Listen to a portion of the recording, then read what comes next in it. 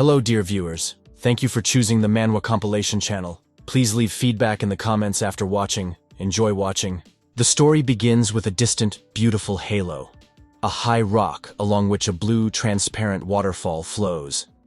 A green, fluffy tree grows on a rock in the reflections of the moon. Two male hands concentrate energy. The wind has risen and leaves from the trees are flying around. The main character sits in the lotus position, confident that today he will definitely be able to overcome the border and raise his level. The guy heard someone's voice. Someone brazenly dared to call him a weakling. It was a girl. She approached him with a quick, confident step. Martin did not expect that someone in this remote place would disturb his peace. The girl explained that she had been waiting for the main character for so long, and now he wanted to practice, instead of giving her time. To which Martin asked this woman what she wanted from him. She knows that a man should not touch a woman. He is on the way, so she must watch her behavior and not interfere with him. He immediately wondered where this curvy beauty came from. After all, if Olivia sees her with him, then he definitely cannot avoid trouble. The girl asked the main character not to be mean.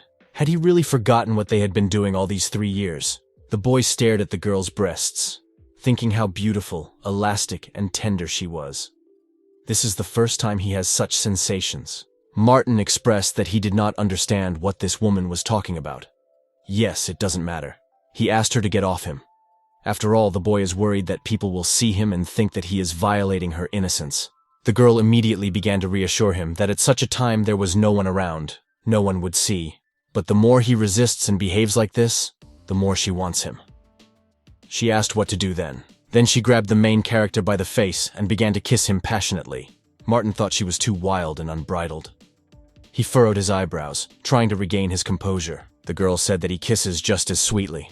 She continued to stroke his cheek. Then she put her hand on his body, asking him to look at what he had there.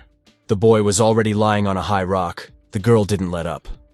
She explained that she could no longer wait, and she asked him to give her all of himself. And at this very moment, the girl continued to kiss the main character, hug and caress. Martin was lying leaning on the trunk of a huge, thick tree, and he put his hands under his head and thought, this dream again. For several weeks now, he has been dreaming about this woman every night. Who is she? This dream haunted him for a very long time. Then the main character heard a conversation nearby. He could hear the phrases of a man urging people on. He said that today is a great day when his disciple Muhammad will ascend the mountain, and if anyone disgraces him today, he will skin him. Meanwhile, the men were loading something valuable onto the cart. Martin watched what was happening through the thicket of the tree. From the very morning, he could hear the barking of this dog, disturbing his peace. In front of us is Qingyun Temple. This is a sect, one of the 3 great schools in the Yangguo Principality. The Principality of Yangguo, in turn, is one of 81 located in the southern Chinese mountains. This is one of the greatest fighting schools. Many warriors want to get to this place. Today a big celebration is being organized here, to celebrate the success of the adept that fat guy is talking about. He instantly became the most famous student. After the celebration is over, this student will go to study at the Fengyun Temple, to one of the 6 hegemons of Tsarsnyun. And this is the greatest honor for a warrior. This is what the main character thought, judging by the events taking place in this temple. Who would have known that this bastard Muhammad's success today is entirely dependent on him? After all, he stole the fate of the main character. Martin thought that all this fame and honor should have been his, not that guy's. He looked through the thicket of trees, threatening to deal with him someday, and he immediately appeared near the fat guy. This heavyset man immediately started shouting at him. Does the main character know what time it is? His back probably hasn't hurt for a long time. To which the boy replied that the man should watch his speech when talking to people. You don't have to show everyone your bad mood. At which the man became very angry. How can this trash be so insolent to him? He threatened to get the main character, and rolling up his sleeves on his thick arms, he took out his healthy long whip. He accelerated, raising the whip as high as possible, and hit the boy on the shoulder with all his might. Martin was already wondering, gritting his teeth. He was in a lot of pain, and the boy, knitting his eyebrows, advised the man not to offend him anymore, after which the man became even more angry. He promised to show him today, to skin him with his powerful whip. Fatty continued to chase the main character. He raised the whip again until someone called out to him, asking him to stop. It was his mentor, Olivia. The man immediately paused, looking at the girl. The mentor explained to the manager that she had not asked Martin to wait for her here. Does he have any complaints now? The girl kept her hands on her lower back, after which she sweetly folded her hands in front of her, telling the main character that it was time for her to leave this place, and from now on he will have to cope on his own. She advised the boy to take care of himself, not to be so stubborn, and not to get into arguments with everyone, to which Martin immediately became angry. He realized that the girl would go to Fengyun Temple with that guy Mohammed. If so, he congratulates her. Olivia explained that if she had the choice, she would go to the temple only with him. The main character was very upset. He was simply outraged by the injustice of this terrible, evil world. After all, 3 years ago, he received that same gift. And this Mohammed was just a temple guard, just trash. How could this ugly guy steal his destiny from under the boy's nose? At this very time, this guy suddenly approached them. He said that he did not expect that such a wretched man as Martin would dare to be near Olivia. The main character immediately turned to the guy's voice. The girl also turned around. Martin was beside himself with rage. Mohammed stood in front of us. He was in a beautiful blue suit, all ironed and slender. Martin was very angry. How could this guy steal his cultivation gift? How dare he call the boy a squalor? To which Muhammad responded very calmly, warning the main character that if he is tired of living, then let him continue. It glowed completely with a violet burning light. The guy's gaze changed. It was as if he had turned into a huge snake. His strength was like that of a snake, which, opening its huge mouth, rushed at Martin with sharp, long fangs. Olivia immediately stood up for the boy. She asked Muhammad to stop what he started. How does he even have the courage to attack the main character in her presence? She promised not to forgive this guy. The main character clenched his teeth. He was simply beside himself with injustice. Muhammad laughed. He accused the boy of hiding behind the girl's back, calling him real trash. He continued to shout that Martin was hiding behind the girl, and the main character was sitting in the lotus position. A trickle of scarlet blood flowed from his mouth. He couldn't find a place for himself. What a piece of trash he is. How can he be insulted so much? Martin was filled with golden rays of fire. He brought his hands closer to his face. His entire body glowed with a yellow light. A purple round moon seemed to appear next to the boy. Something very unusual was happening. It was as if he was all-seeing, good and evil. An unshakable body and an immortal soul. The main character suddenly changed. His eyes also glowed differently. It was as if some other force had pierced right through him. The boy, after a surge of such incredible energy, fell into oblivion. The manager, a fat man with a huge long whip, crept up to him. He was very angry, because it was already a long time, and Martin was still sleeping. The manager, still angry, began to wake the boy up with his feet, saying to get to work quickly. Or he wants the man to pick him up himself. The eyes of the menacing fat man lit up with fear. He noticed something in an instant. Some kind of explosion, clouds of smoke and dust. The boy seemed to be thrown far back. Stones scattered around, falling to the ground with a roar. And then the evil man himself collapsed, hitting huge strong stones. Blood ran down his fat face. His people instantly turned around at such a loud, powerful sound. The main character seems to have risen from his bed, only not as a beaten dog, but as a very strong man. He realized that this power that enveloped him was of great use. The wall behind which Martin was located completely collapsed, showering a pile of stones on the fat, angry man. People around began to shout that this ugly guy killed their manager. They screamed loudly, called for help. One of them immediately ran to call their adept Patrick. The adept was sitting at the table in his usual chair. He slammed his hand on the table, shouting that it was one of his men who said it. How could some scum raise a hand against his cousin? Patrick couldn't stop yelling at his subordinates. He promised his people and himself that the main character would receive for everything he did. He'll personally get even with this guy.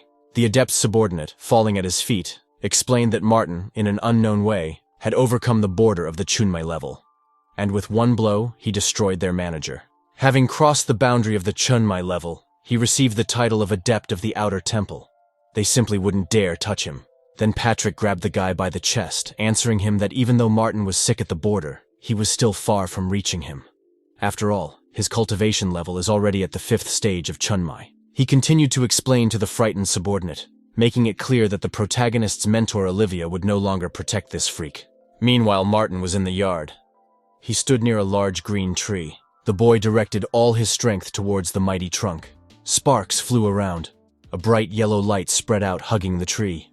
The main character approached the green tree and, looking at the hole made in it with one powerful blow, thought that this was the power of the Chunmai level. He felt a great sense of infinite power flowing within him. He raised his head up, very happy. Last night Martin lay as if on clouds, the full bright moon shining on him. The boy was without creation. When he woke up, he could not understand where he was. After all, he practiced at his own place. A girl turned to him, explaining to the handsome man that this is the dream world of the god of dreams Morpheus.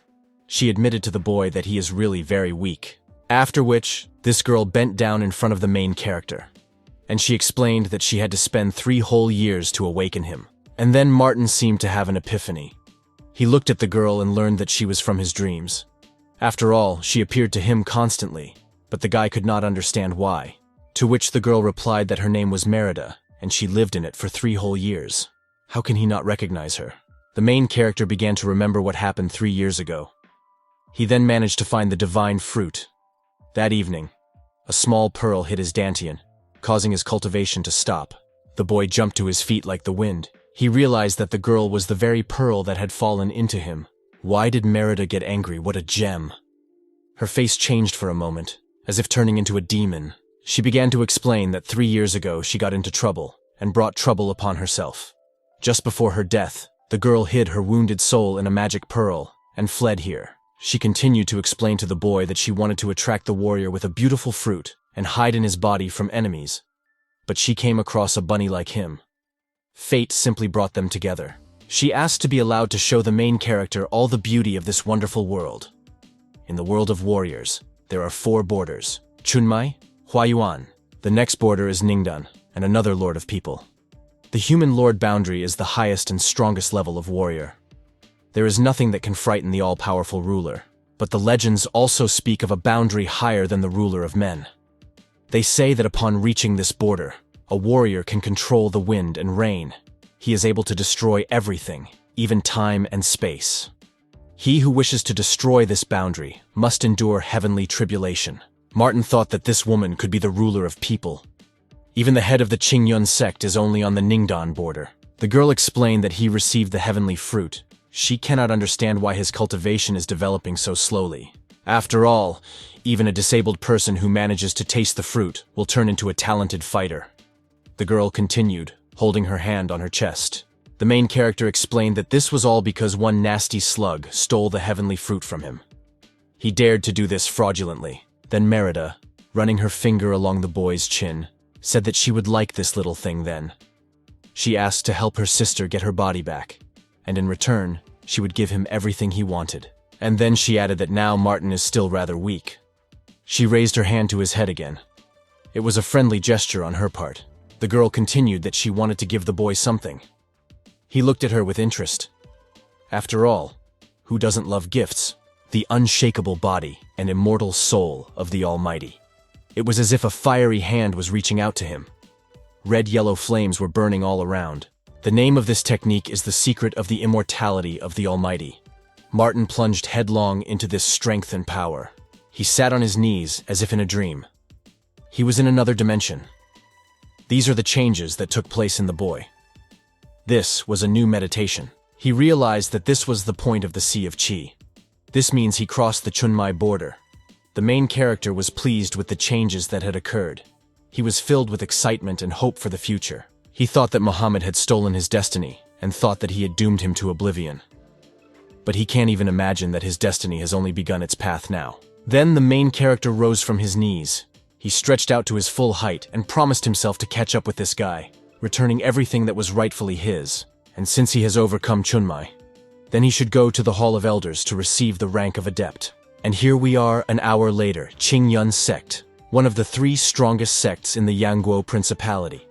Adepts are divided into adepts of the inner temple and adepts of the outer temple. The adherents of the inner temple are the basis of the sect. Every month they can obtain a large amount of information to enhance cultivation. They are mainly taught by elders. The rank of adherents of the outer temple is, of course, lower. They receive minimal assistance every month, and their only source of information for cultivation is books. The Qingyun sect has 3 outer temples: the Peak of Heaven, the Peak of Earth, the Peak of People. If an ordinary sect servant crosses the Chunmai border, then he must come to the halls of elders in order to increase his rank. After this, The elder directs the new adept of the outer temple to one of the peaks. On one of the peaks, several gray-haired men were sitting playing a game. They enjoyed the warm, sunny day. Approaching the foot of the steps, the main character introduced himself as a minister of the sect. He said that his name was Martin. He explained to the elders that he crossed the Chunmai border today. And so he came to them to receive the rank of adept of the outer temple, to which one of the elders replied that it was rare for an ordinary servant to receive the rank of adept of the outer temple. And he asked second elder Mason how he liked it. Then the elder of the Peak of Heaven explained that he accepts into his temple only talented and gifted warriors who have an unlimited future. He said that such a talentless scum like him is not worthy of the Peak of Heaven. The first elder again asked if he could go to the halls of spiritual weapons or the halls of elixirs, where he would be of use. Then Martin exclaimed that he wanted to become a warrior, and he will definitely not go to the halls of spiritual weapons or the halls of elixirs. He was confident in his words, to which Elder Mason replied that the guy had great determination, and he decided to allow him to become an adept of the outer temple. He picked up some kind of brown card and held it out towards the boy, and the man continued to say finally that no matter how hard the trash tries, he will remain trash. As Martin left, he said that he would soon become an adept of the inner temple, and asked the elders not to make hasty conclusions. He tried not to be fooled by the elders' provocations. Meanwhile, Merida suddenly appeared. She said they were just a bunch of narrow-minded old men. They could not see such a diamond in front of their face. After all, she knew the boy much better, and she clearly understood what he was capable of. To which the main character replied that they would regret their ridiculous words, and he will prove to them that he is right, showing over time what he is capable of. He continued to think that Manager Patrick had connections at the top. Therefore, he will definitely have problems. He doesn't have any special skills yet. It's worth visiting the library. Entering the library building, Martin asked Merida if anyone would see her in her current guise. He was worried that no one would recognize the girl and that he would not have problems, to which the girl replied that in this world only he can see her. Of course, it's a pity that others won't bother to see this beauty. She asked if Martin saw that there was nothing useful in these books, to which the boy replied that maybe then Merida would teach him a couple of strong techniques, to which the girl replied that her techniques were beyond his power. Then the girl pointed towards one book, explaining that there were a couple of suitable techniques there. They will go well with his secret of the immortality of the Almighty. She began to explain that the Fist of Fury is a fist-fighting technique. By igniting chi energy, a fighter is able to inflict great damage on the enemy. Damage depends on the enemy's rage. The damage dealt is very high, but using it too often will harm the fighter's body. In his case, this is the best technique. After all, the secret of the immortality of the Almighty strengthens the body, increasing the rate of regeneration. Running wind is an ability that increases the speed of a fighter, and if he can master this technique, he can double his speed. Then the main character again turned to his mentor, the Pearl Merida. He still has many questions. He said that these two techniques are so simple, and he only read them once. He insisted that he had already mastered them. After all, the boy had practically no patience, and he wanted to move a few steps forward as quickly as possible. Then Merida replied that for an ordinary fighter it takes from half a month to 6 months to master these techniques. But he received her spiritual gift. Therefore he is able to master even high-level techniques in an instant, let alone these low-level ones. Then they heard someone scream. The man kicked out the other one, explaining that the library was closed. He shouted at him and was rude. Then he burst out asking who they were, who gave them the right to close the library in the first place, to which the guy replied that he received an order from the punishment room.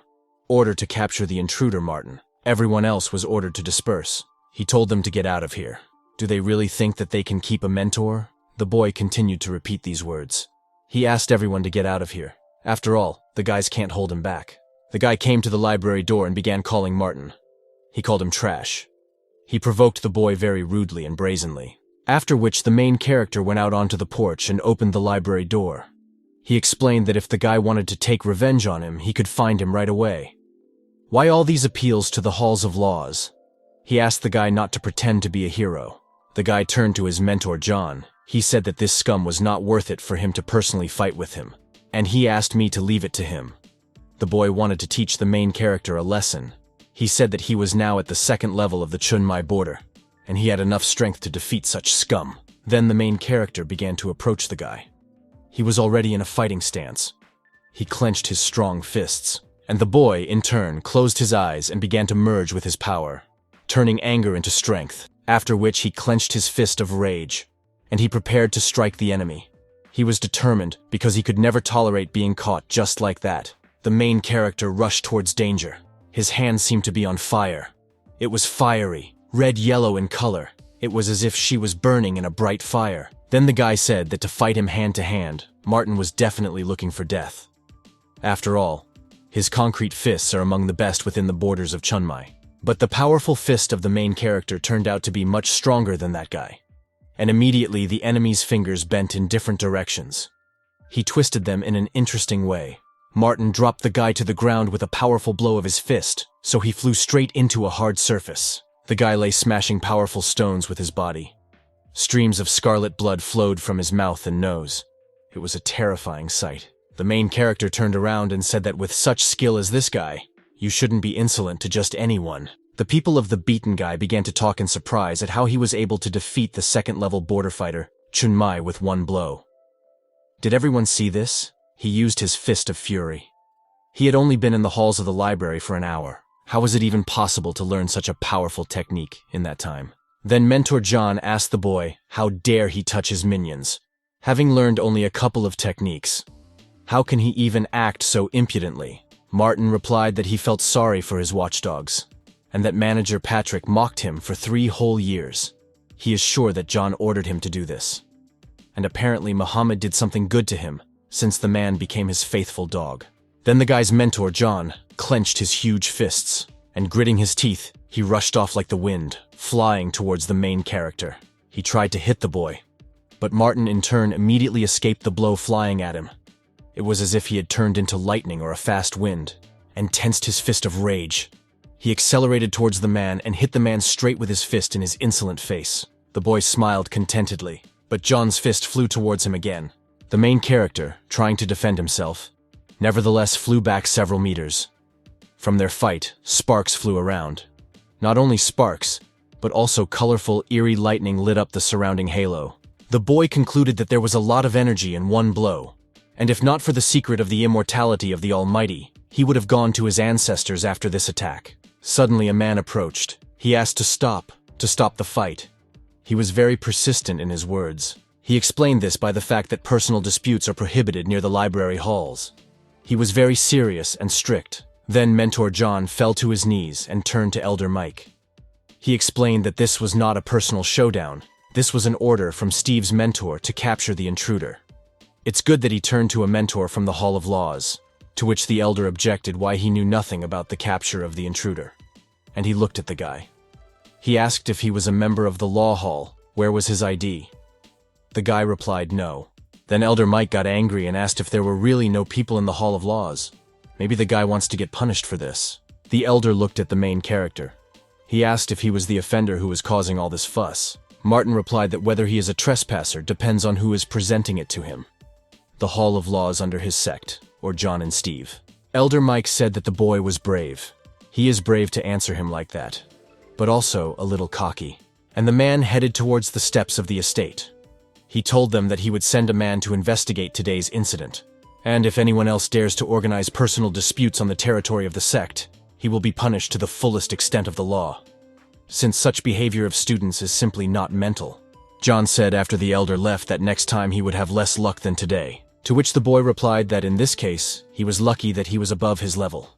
And when he reaches the 5th level of the Chunmai border, let's see what he can do against him. Then the guy standing next to me advised me to be careful.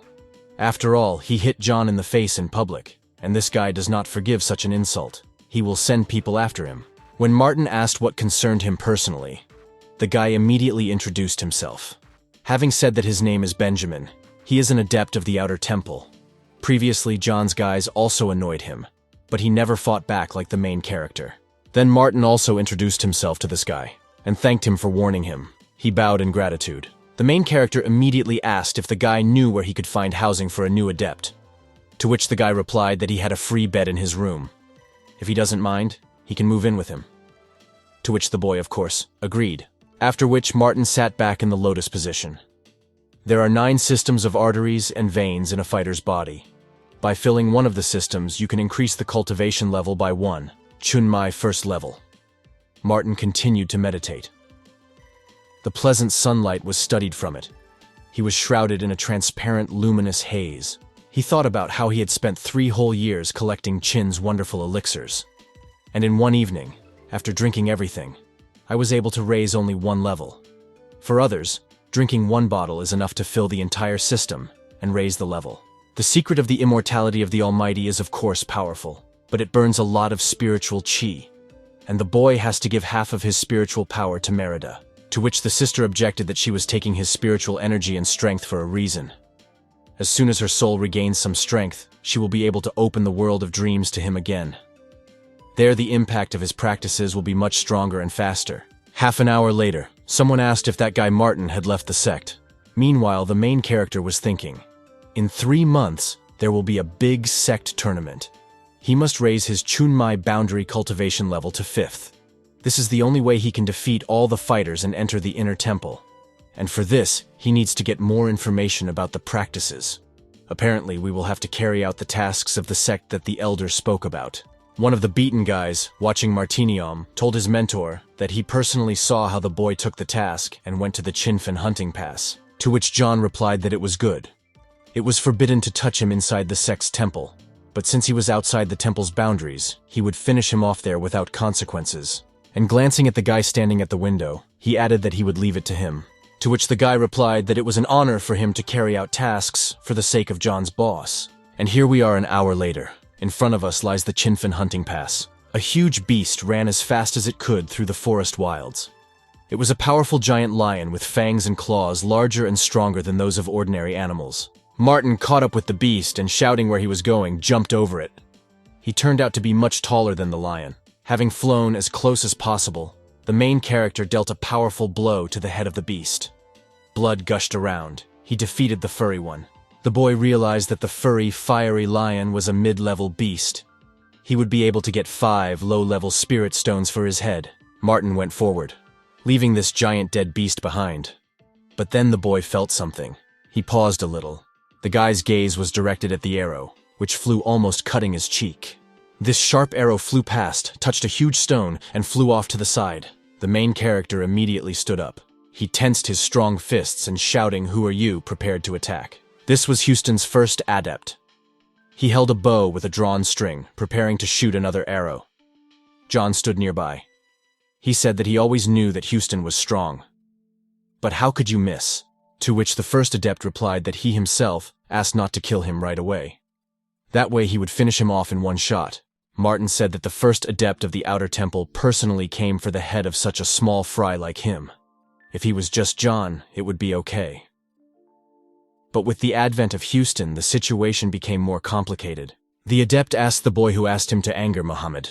The master asked him to keep an eye on him. John added that no one else would stand up for him. So today is his day. He threatened him with violence. There was another guy there who was beaten by Martin. He threatened that a very long and painful death would overtake him today. He will take revenge on him for that blow. To which the main character asked whether he was capable of such a thing so that his death would be long and painful. The guy, all bandaged, changed his face. His gaze became frightened and lost, and the body began to work in fear. The protagonist's fist of rage flew towards his face. The guy flew back, falling on his back. He fell heavily, hitting his back as hard as he could against the stones. At this time, John clenched his fists and, running up to the boy, reminded him that he had clearly forgotten something. With one heavy blow, the man knocked Martin to the ground. He fell, covering himself with both hands. John thought about it. He had a strange feeling. It was as if he had hit a silk pillow. He couldn't understand why. But something was clearly wrong here. He deliberately stood under John's attack, and then he dodged, rolling over himself. The main character dodged and thanked the man. He smiled sarcastically at John, looking in his direction. It was as if he was playing on the man's nerves. Meanwhile, Merida approached the boy, asking him if he is the smartest or something, to which the main character replied that he was not an idiot to fight a crowd of idiots in such a remote place. And ahead is the territory of a high-level monster. They definitely won't come after him there. But then the boy suddenly staggered. The tip of an arrow hit him from behind. She pierced the main character's shoulder. Someone meanly hit him right in the back. Then the first adept, Houston, turned to him, asking if the boy didn't think that he could really miss. Martin made a sharp movement forward, but then Mentor John noticed this maneuver. He ordered his adept not to allow the main character to escape, and the guy was already disappearing like lightning. John said that the boy is very fast, dexterous, and smart, and Martin, in turn, was already behind a nearby tree. John started yelling at the guys. He called them stupid and worthless. How could they miss such a weakling like Martin? How can they even embarrass themselves like that in front of him? Then the first adept, Houston, returned to his mentor and asked him to calm down. After all, that guy is already dead. He shot him, and he headed into the high-level predator area. It's hard to get out of this place. Any predator from this zone can crush a level 5 fighter, Chunmai. And Houston said that it was time for them to return. The Outer Temple Adept tournament will begin soon. There's no need to waste time. John replied that he could go if he wanted, and he won't calm down until he sees Martin's corpse. Meanwhile, a huge beast was walking calmly along a narrow path among the trees and bushes. With powerful paws, sharp and large claws, he looked like a giant wolf. He walked slowly, not touching anyone. His muzzle was huge and powerful. The fangs are hard and very sharp. This beast brought fear and horror. The main character, in turn, hid somewhere in a cave. He held his heart with one hand, saying that it is very dangerous.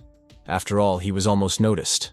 It's good that he noticed this place. If it were not for the secret of the immortality of the Almighty, he would not have been able to restore such a serious wound.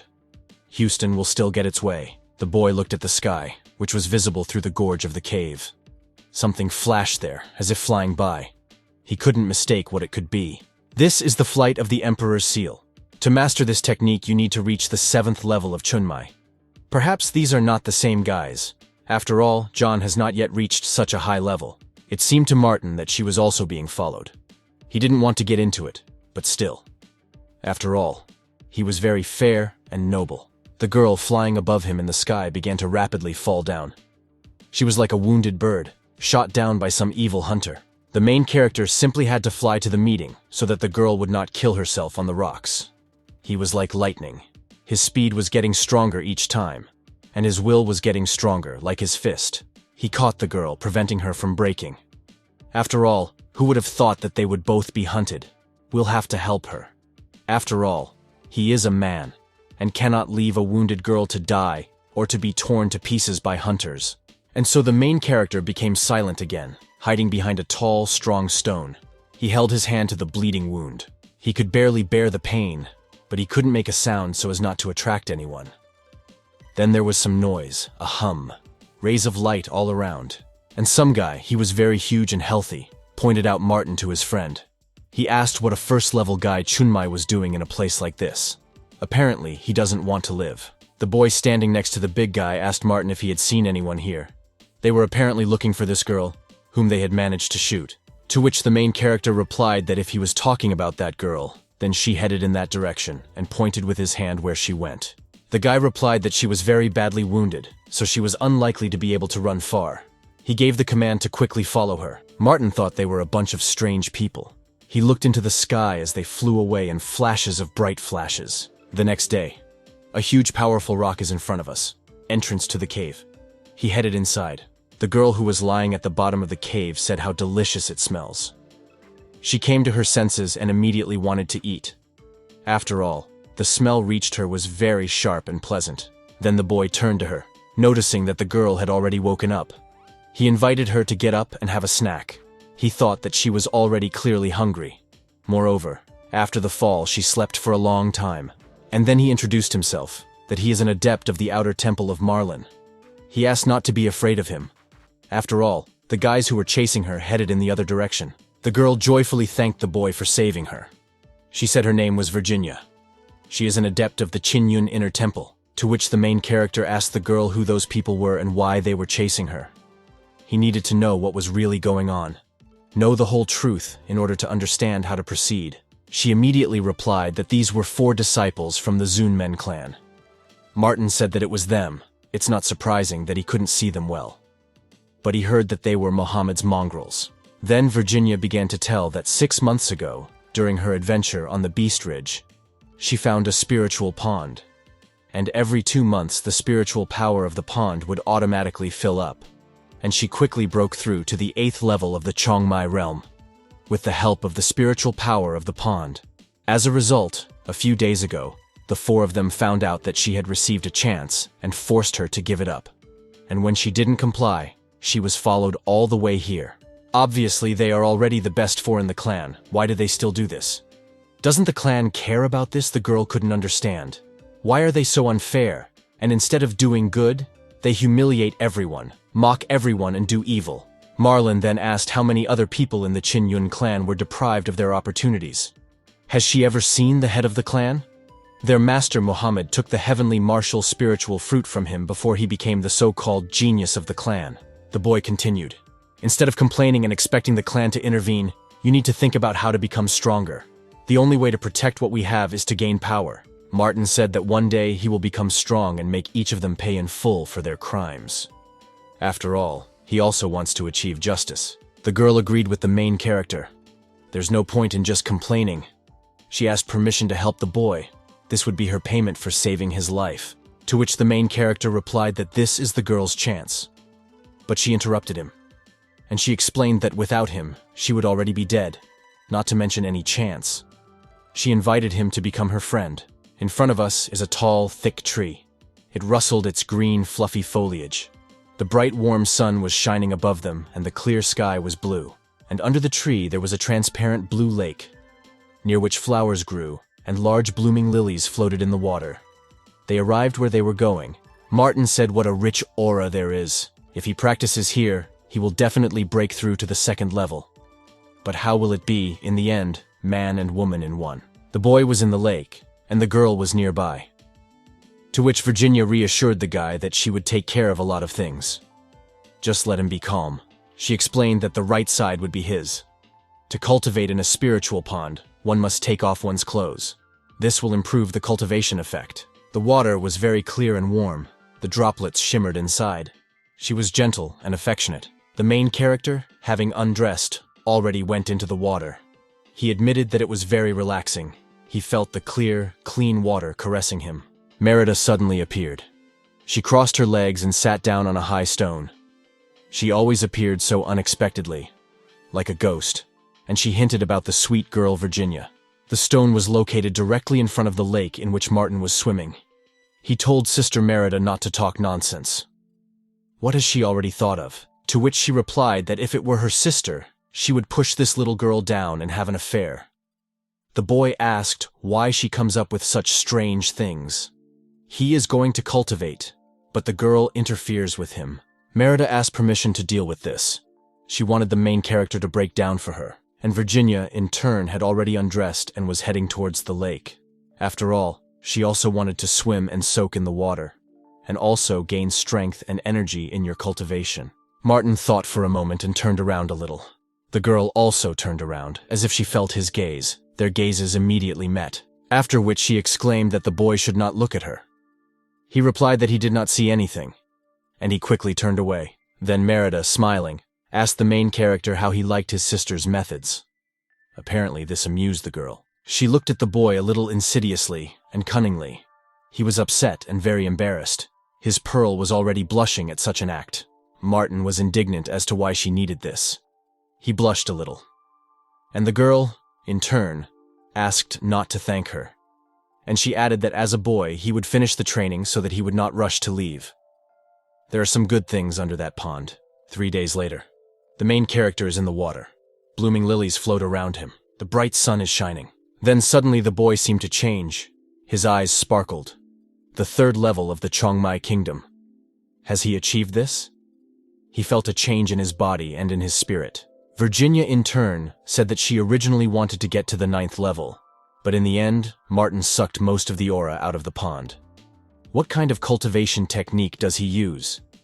After all, the rate of renewal of spiritual energy is so high. Then the boy was sharply pulled away by Merida.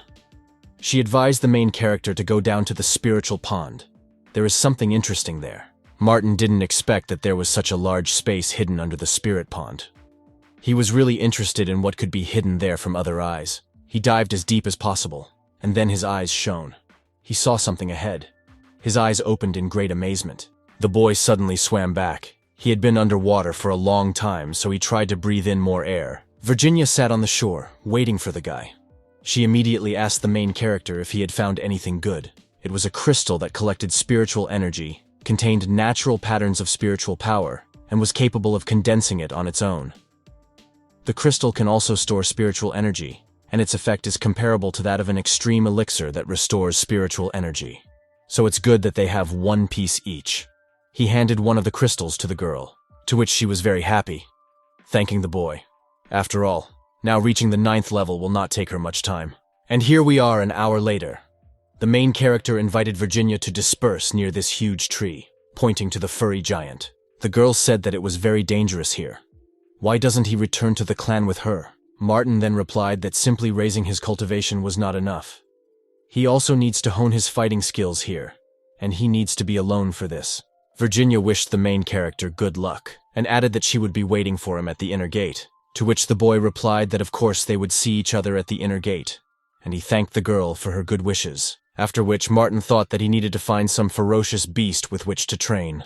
But then he stopped. The main character smelled a strong smell of blood. It was like the smell of murder. He turned his head towards where the smell was coming from. The boy sensed precisely human blood. Mentor John stood next to the wounded guy. He held the bag of gold in his hands and thought about where Martin had gone. Animals could not eat him. He should have guessed that the boy returned to the sect with Houston. The main character stood behind a tree watching them.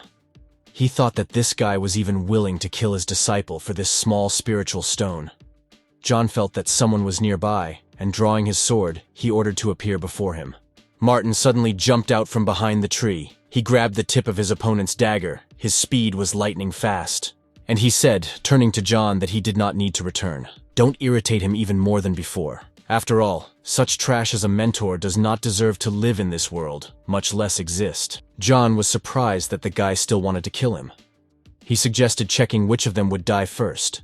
He was even more surprised at the guy's courage and impudence. He gave the command to the guys to grab Martin and bring him to him, so that he starts torturing the boy. He threatened to break his arms, break every bone, and gut his guts, then throw him into the depths of the animal ridge and watch as the animals eat him.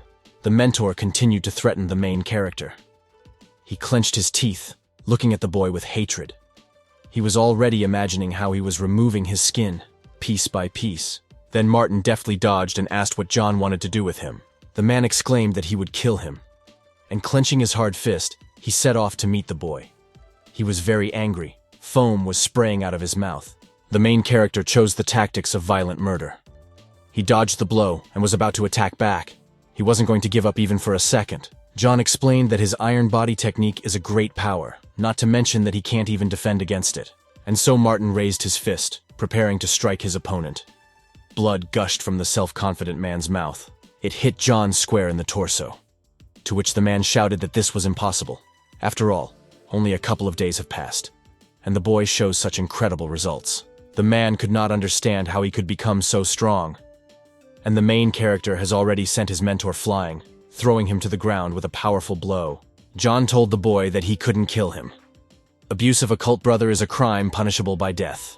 He continued to say that the law enforcement hall would not let him go. Muhammad won't let him go either. To which the boy replied that when he was hunting him, he did not think about the law enforcement room. When he was put to death several times, he did not think about the hall of law enforcement. When he mocked the weak and killed the innocent, did he think about the law enforcement palace? He exclaimed, looking at the beaten mentor, that he did not do this then. His gaze changed. The boy continued that as far as Muhammad is concerned, let John not worry about that, because soon he will follow him. After killing the man, he thought that he didn't expect that John was wearing such a treasure as a storage ring. There were quite a lot of spiritual stones and herbs inside. So he doesn't know how many students the man killed to get it. Here the main character became wary. Something was heard behind him. Apparently someone was approaching him. This noise grew stronger and stronger. These were several huge monsters. It was as if mutating wolves of enormous size were approaching closer and closer. Their mouths were terrible and huge, and the fangs are like sharp fighting blades. It seems they were attracted by the smell of blood. He thought it was just in time. After all, you can practice on them. He had been waiting for some monsters to appear for a long time. Half a month has passed. The main character walked down the street with the skin of this monster. People turned to look at him with their mouths open, and Martin felt like a winner. Martin concluded that now he did not need to worry about the spiritual stones and herbs that were obtained from the Beast Ridge. He exchanged them for 30 middle-grade spirit stones, which fortunately was enough for him to buy 50 bottles of green spirit liquid. He also exchanged rare herbs for a concession token. With this, he will be able to go to the second floor of the library and choose his equipment. The boy stopped abruptly. He saw in front of him the servant from whom he rented a room. He was lying on the ground, very wounded. Martin asked Benjamin who did this to him, to which the guy replied that it was Houston. He was in a lot of pain. The guy was completely exhausted. Houston somehow found out that he was close to the main character and sent people to take him out. There were too many of them, so he could not defeat them. He asked Martin not to worry about him, and hurry up and leave, because he won't be able to defeat them. To which the boy replied that he dragged him into this. Don't worry. Now they will go to the law enforcement hall to help him achieve justice. They went to the law enforcement hall. There they were asked if Houston really sent someone to beat Benjamin so that he would suffer serious injuries. Senior law enforcement hall student Gordon added that for some reason he did not notice these serious injuries, and he asked to present evidence if they wanted to accuse someone. Without proof, their law enforcement agency will not conduct an investigation. To which Martin responded, "How can a law enforcement hall enforce clan law in this way? Allows students to be bullied and turns a blind eye to it." Gordon in response was surprised that someone called this hall not Gordon's Law and Order Hall. This really hurt the arrogant, impudent guy. And he added that, to his deepest regret, without evidence he would not be able to help them. But they now have two options. They must help him find a second-class impulse-breaking potion. And still, without any objections. Otherwise they will kneel before him. He sat in his throne with his legs crossed brazenly. Then he laughed. And continuing to mock the guys, he forced them to make a choice. He was too self-confident and arrogant. Then he began to order them to kneel before him right away. The guy imagined himself to be a king, or even a god.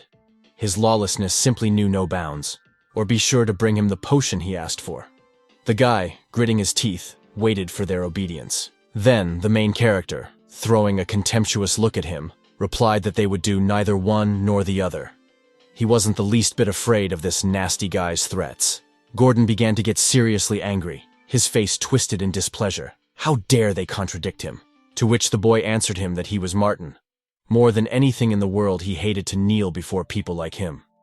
And since the law enforcement hall cannot find justice, he will seek it with his own hands.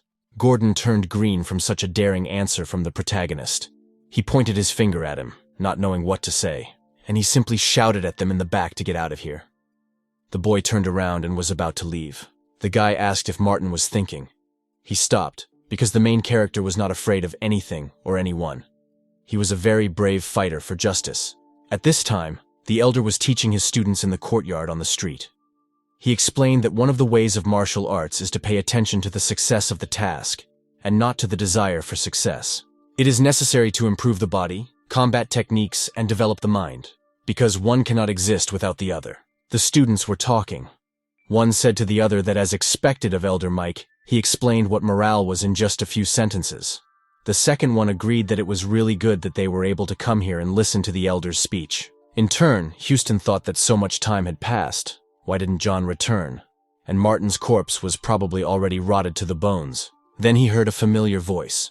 Someone asked him if he didn't spend a lot of effort to kill him. Now he is ready to give him this chance. The main character proceeded to tell him to get off his ass and fight him to the death. And let him not say that he does not have the courage to come here. The elder heard Martin's exclamation and asked his students who was so loud there, who allowed himself to interrupt the teachings of the elder himself.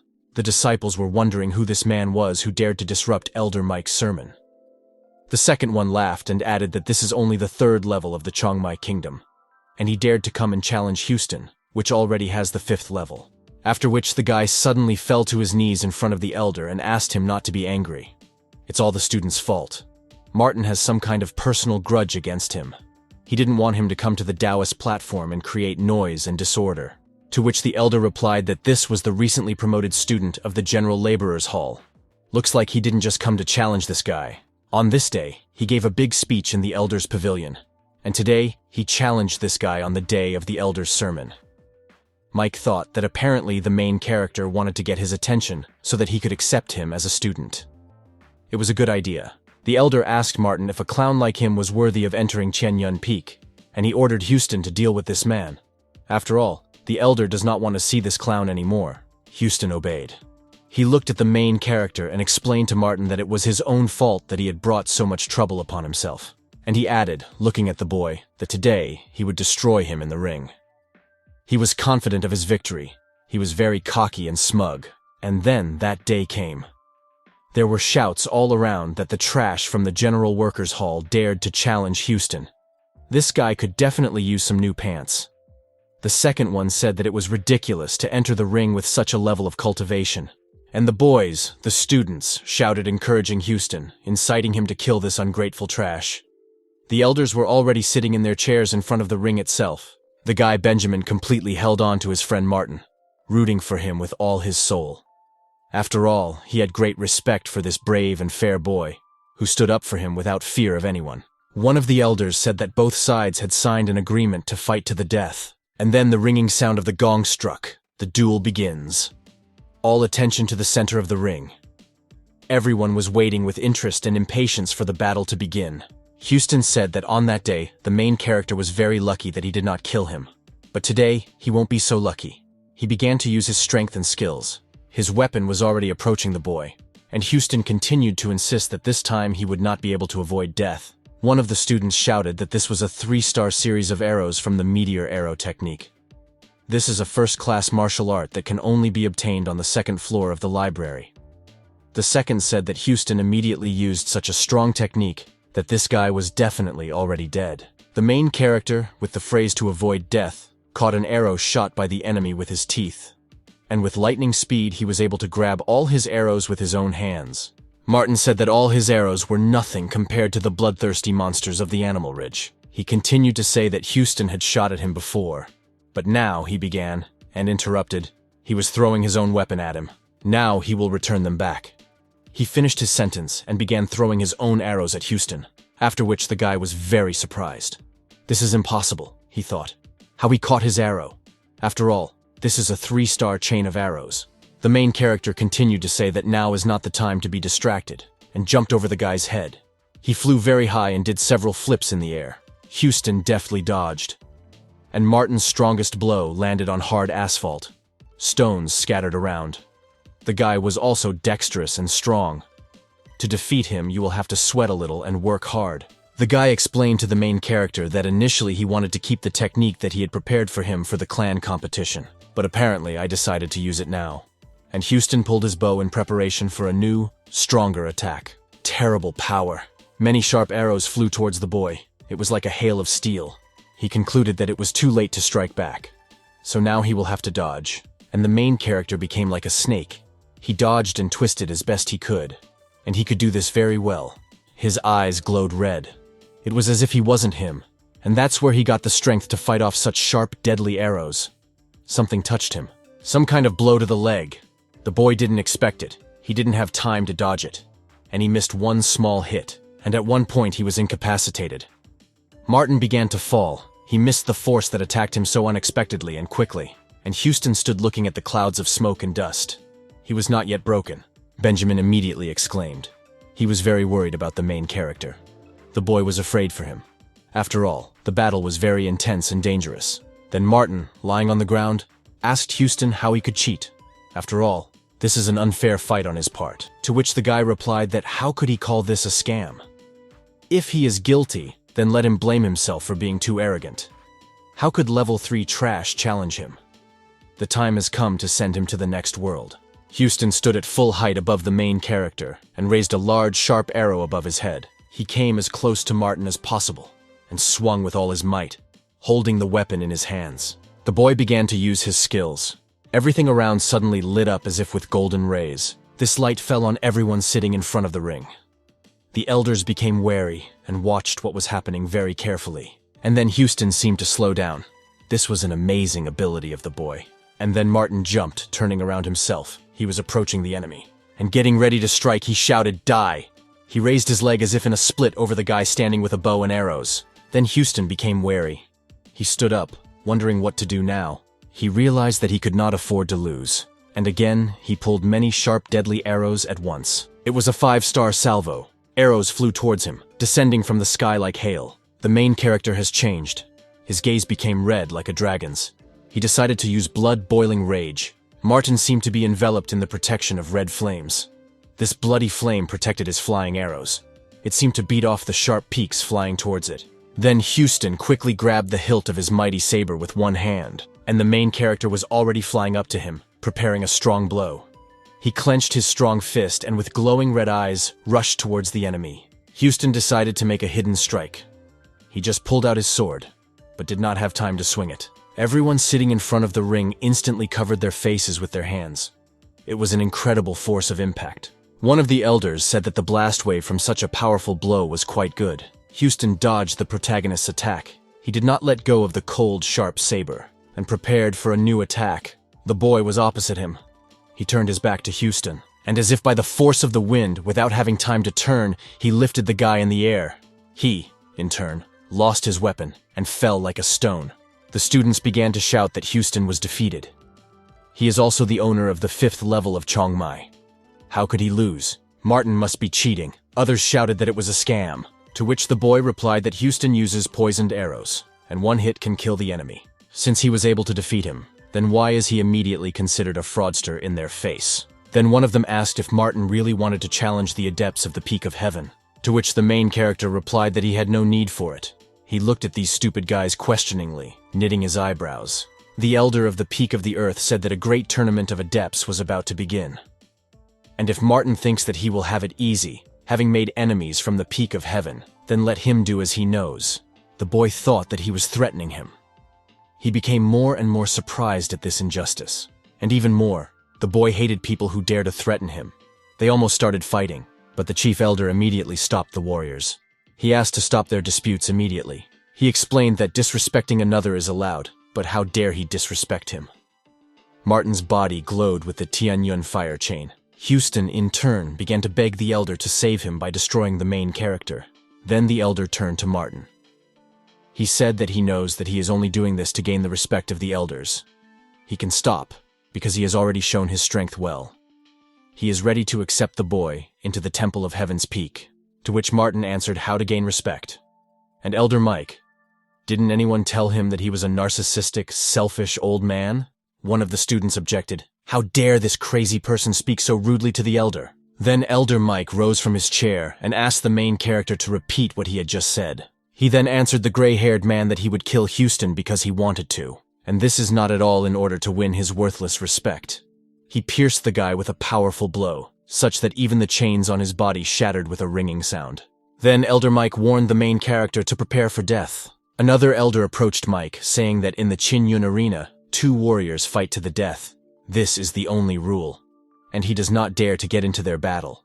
Houston explained to everyone that he was not seeking personal gain. His gaze was angry, and if Martin makes a scene here, he won't have any problems. This time, he was more serious than before. After all, events did not develop the way he wanted. Then Elder Mike said that it was very good, he would give him what he wanted today. And he thought to himself that he would just wait, and he would make him pay the highest price. The main character said that no matter how strong he is, he does not advise him to raise a hand against him in the sect. To which Elder Jack replied to Martin that if he was on the territory of the sect, then Mike would not lay a finger on him. But he is very vindictive. So during the tournament of adepts, you must try to be on the territory of the temple. No one here will dare touch him. The main character thanked Elder Jack, bowing before him, and he said that he would remember his words. When the boy turned to leave, the man thought that Martin was a worthy and brave young man. He noticed a streak of justice and determination in him. This guy has a great future. Elder Jack turned to the main character again. He asked permission to ask him something, and he began to explain that if he accepted him as a student of the Hall of Laws, would he agree to accept his invitation? To which Martin immediately thanked the man for his endless kindness, and, pausing a little, continued that he is afraid of disappointing him. The boy did not stop holding his hands clasped in front of him, as a sign of reverence and respect. He bowed a little before the man, showing his good manners. Then Elder Jack laughed at the boy and said that he was exactly the same as he was in his youth. The man replied that in this case, he hoped that Martin would not let him down at the big tournament. And here in front of us is the residence of the elders. A large, tall building in bright sunlight. A room in which important business people meet. Elder Mike addressed his 2 students, Fred and Harry. They bowed to the elder. He began to explain to them that he would give both Xuan-level spiritual weapons, deep combat skills, and third-level spiritual pills, just so they work hard for the big tournament ahead. And he himself will personally make sure that this kid dies as soon as possible. To which both guys answered in one voice, so that the elder would not worry. They promised not to let him down. He told the rest of the students to listen to his order. And he gave them the task of constantly interfering with the main character. He ordered that he never be given a chance to train in peace, and in every possible way to put a spoke in the boy's wheels. The disciples, of course, understood him. The next day came. Halls of sacred weapons. Martin, an adept of the outer temple, is allowed entry, and now he is already a full-fledged student. Slowly, the guy achieved what he wanted, what he strived for so much. The main character said that if he had not defeated the previous adepts, he would never have been able to gain access here. Yesterday, he easily defeated Houston, but it would have been much easier with the weapons that are available in these halls. After all, in that battle, he was completely unarmed. Martin saw some strange sword somewhere in the back of the room. He decided to see what kind of weapon it was. It attracted the boy with its power and shiny sharp steel, and he decided to pull out this heavy sharp sword, coming closer to him. Inside it glowed with fiery bright rays, which gave this weapon even more power. Merida told the main character that he had learned the art of the Jitsang sword, a technique of using rough and heavy blades. He chose the most suitable sword of all, to which the boy replied to his sister that they had not seen each other for a long time. She asked him to come with her, because she had a surprise for him. The boy thought that someone would call him. He understood that, as usual, there would not even be time to rest. The students began to call the main character, asking if he would dare to come out and fight him in the Qingyun arena. Then Martin asked if the elder taught them at least something. Why start all this again in front of the Hall of Sacred Weapons? Why provoke him again? One of the students continued to tell the boy that he had insulted their teacher. He is a disciple of the Peak of Heaven, so he will not forgive him for such disrespect. Martin told the guy that he didn't care at all. He threw a heavy sword in a huge wooden case over his shoulder and headed towards the exit. They provoked him further, thinking that he was scared. How can a boy have the courage to insult their elder? And he has no guts to accept a challenge to a real man's fight. The other few students also started shouting that they were challenging him to a fight. The guys acted according to plan, as Elder Mike ordered them. Martin said that he had not even been in the Hall of Sacred Weapons for half a day, and they, the adepts of the Peak of Heaven, were already challenging him to battle. Why so much arrogance and hatred in their hearts? The boy turned to one of the provocateurs, saying that he seemed to be an elder. Then what was the point of using such stupid actions to punish him? After all, this is very ridiculous and really stupid. He did not see the logic in the words of these students. Then the guy answered Martin that he was talking nonsense. They don't need anyone's orders to protect the honor of their elder, and the main character called them to the Qingyun arena. He promised to kill each of them. He could not remain indifferent in front of these embittered scoundrels devoid of honor and dignity. 3 students stood in front of him, clenching their jaws. Streams of sweat ran down their faces, and they did not take a single step forward. Martin called the guys a bunch of cowards and headed towards the gate. He was already getting ready to go home, about his business. Then one student asked the other what they should do now. If they return just like that with nothing, then Elder Mike will punish them. To which the guy answered him that if he is not afraid to die, then let him attack with him. Sister Merida gave Martin the spatial magic weapon that she once owned. Pearl of Dreams. The boy seemed to be transported somewhere. Everything around him shone like a blue starry sky, or like the northern lights. The girl explained that this is the inner space of the Pearl of Dreams, her gift to Martin. She creates a temporary realm of dreams. The boy was very surprised. She said that he could change this space at will. This is a combat arena where he can test his new abilities and train. She is sure that here, he will raise the level of proficiency in all techniques. Unfortunately, with her current mental strength, the time spent here is only accelerated by half of real time. The main character was very surprised, twice as fast. It turns out that he will be able to master new skills and increase his cultivation twice as fast as others. Merida replied that of course it all sounds good. But is he going to squeeze all the juice out of her? After all, it's a little hard for her too. The girl explained that she had still not recovered enough, so he could spend no more than 5 hours a day in this kingdom. The boy replied that this was more than enough. Then the main character turned to his sister, reminding him that she never told him the secret of her such a quick recovery. He looked at the girl waiting for an answer, to which she asked him to wait until he entered the sect, And taking his chin with her hand, she added that by that time he would become a master of souls. Taking the girl's hand in his, he looked at her intently, asking what else a master of souls is. After all, this was still something new and unknown for him. Merida lowered her head down and closed her eyes and simply laughed quietly.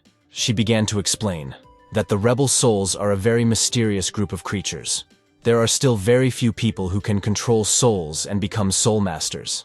Even though a soul cultivator's strength is small, the power he can gain is terrifying to the imagination. After all, you can become truly powerful and simply incredible in combat.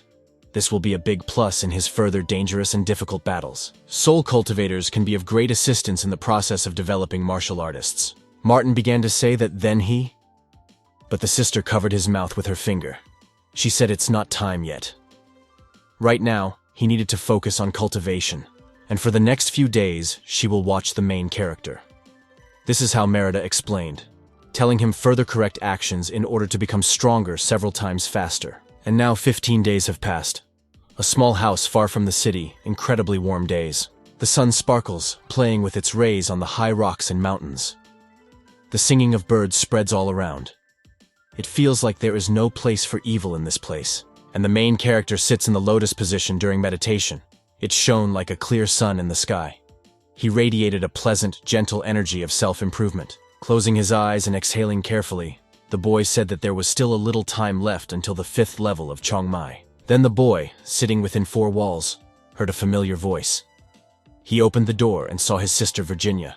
She said that she had heard that Martin had become an enemy of the outer branch, so naturally, she had to come and see him. After all, she was very worried about what was happening to her new friend Martin, who so bravely and courageously saved her life. Then the boy scratched the back of his head and was very surprised. Wow! Even so, the enemy of the squad thought the main character. That's how they began to call him. She began to explain that 4 guys from the outer department were ready to give a reward if he died. She asked how about participating in the big tournament. Didn't Martin know about it? The boy opened his mouth as if he wanted to answer, but didn't know how to find the words. He hesitated a little. Virginia asked the boy what he was looking at, and she continued to say that they even changed the rules of the big tournament to deal with Martini. Is he really not worried about this at all? The main character asked how they changed the rules. Do they actually have the right to do this? After all, the rules were always the same, understandable to all tournament participants. To which the girl replied that, of course they can, only with the help of the elder. She thinks that the boy knows who helped them with this. After all, this year the tournament is divided into 2 stages. In the first, he needs to win 10 battles in a row to pass the stage. And in the second stage, there will be a fight in the ring. As many as 10 participants. The only one who remains standing in the ring wins. The first 10 places are the winners. The main character realized that this would be a fight until the very end. He immediately thought about it. Everything unfolded much more complicated and confusing than he expected. The girl continued to explain that the fact is that until one of the fighters says that he is giving up, the battle will not end. Martin replied that in this case, until the enemy was dead, the battle would not end. This is too much. Such a life or death battle is dangerous for many participants. Virginia said that this was all because of his fight to the death with Houston in front of the elders and adepts. They believed that the showdown between the adherents of the outer gates should not fall into the inner gates. Therefore, the tournament rules were changed. The main character replied that they were only trying to kill him. Fortunately, such weaklings are unable to stop him. The girl said there was good news. The rewards for this big tournament will be more generous than ever. At this point, Martin became interested and asked for more details from this place. Since any good reward can enhance his abilities several times, she began to explain that the top 10 students would not only be able to enter the inner gate, but would also receive 3rd-level Xuanlin pills. And they will also get a chance to get to the 3rd floor of the library. And if they finish in the top 3, they will also be rewarded with 500-year-old blood ginseng. The boy asked if she knew about bloody ginseng. It not only improves physical abilities but also increases spiritual strength. Martin thought about blood ginseng. So they need to get into the top 3. Virginia said that the first place will also receive a personal reward from the head of the sect. At one time, she did not have such a chance. The main character asked what the personal reward from the head was. If he ranks first, will he be able to directly petition the head to participate in the next Fengyun meeting? And in the arena, Congratulations were heard from older brother Freddy and brother Harry, who were able to significantly increase their strength. One of them said that he would take first place. Otherwise, he cannot be called the best fighter at the peak of heaven. He was too confident of his victory. In turn, the gray-haired elder praised them, saying that they did not disappoint him. He decided to place huge bets on these guys, to which Freddy reassured the old man so that he would not worry. If this trash Martin dares to take part in the big tournament, then they will make sure that he will not be able to return home. They held hands and laughed sarcastically. They rejoiced at the gray-haired man's insidious, cunning plan. The elder said that this person should not worry them. Now he can be considered the main target of all adepts of the outer gate. I am sure that he is not destined to live to see the end of the big tournament. The man said that he was not the only one who wanted to deal with him. Even those 4 from the inner gate gave the task of destroying him. Freddy asked if this was to distract him. He clenched his fist with anger in his eyes. His heart was so rotten that there was no room for honor and dignity. The elder replied that their real opponents were that guy from the law enforcement hall, and the other 2, if they encountered them, they should be very careful. Freddy replied that he accepted, and he will certainly justify the trust of the elder. He and his brother bowed to the old man. The elder said that he was confident that the first place in the tournament would again belong to the peak of heaven. He didn't even want to think that anyone else could win this tournament. And then the next day, the beat of drums was heard. The guys were picking up the rhythm. The atmosphere was incredible. After all, everyone has been waiting for this day for a very long time. And now, it has finally arrived. The audience rejoiced that the fun was about to begin. All seats were taken.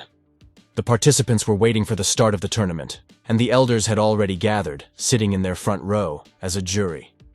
They were ready to judge the participants to the fullest extent, but not necessarily fairly. And then the judge came out addressing the adherents. He asked all participants to get ready. Prepare for tough, deadly competitions. The big tournament is about to begin. The stands immediately roared. There were loud cheers and applause. One of the elders said that in the first stage, those who win 10 battles in a row will move on to the second stage. Those weaklings who lose 10 battles in a row will lose their title as Outer Gate Adepts. All students who were going to participate were told to take their seats. The draw begins. Here, everyone glanced somewhere to the side. Excited exclamations could be heard. One of the students said that this is the first snow beauty from the Peak of People, Mary. He heard that she had already reached the 6th level of Chunmai. Everyone was greeted by the guy he warned the brothers about, whose name was Emmanuel, law enforcement hall student. Marley and Dennis were also introduced. They were both from the peak of the earth. The elder also warned the brothers about them. Emmanuel looked at Mary and thought that she seemed to be assigned to the 7th combat stage. He would not want to fight with her. Outer Gate Adept, Martin, Platform 7, number 144. The boy has already arrived at the tournament in full combat readiness. Everyone around laughed that the universal enemy received such an unlucky number, and they wondered if this guy would meet Mary in the first match. The main character thought, 144, die boy. He thinks that this numbering meets the expectations of many people, because they think that this will happen to him. Elder Mike looked at Martin thoughtfully. Apparently he was surprised that after everything that happened, the guy still came. And besides, he looked very confident and dignified. He was simply calm and unperturbed.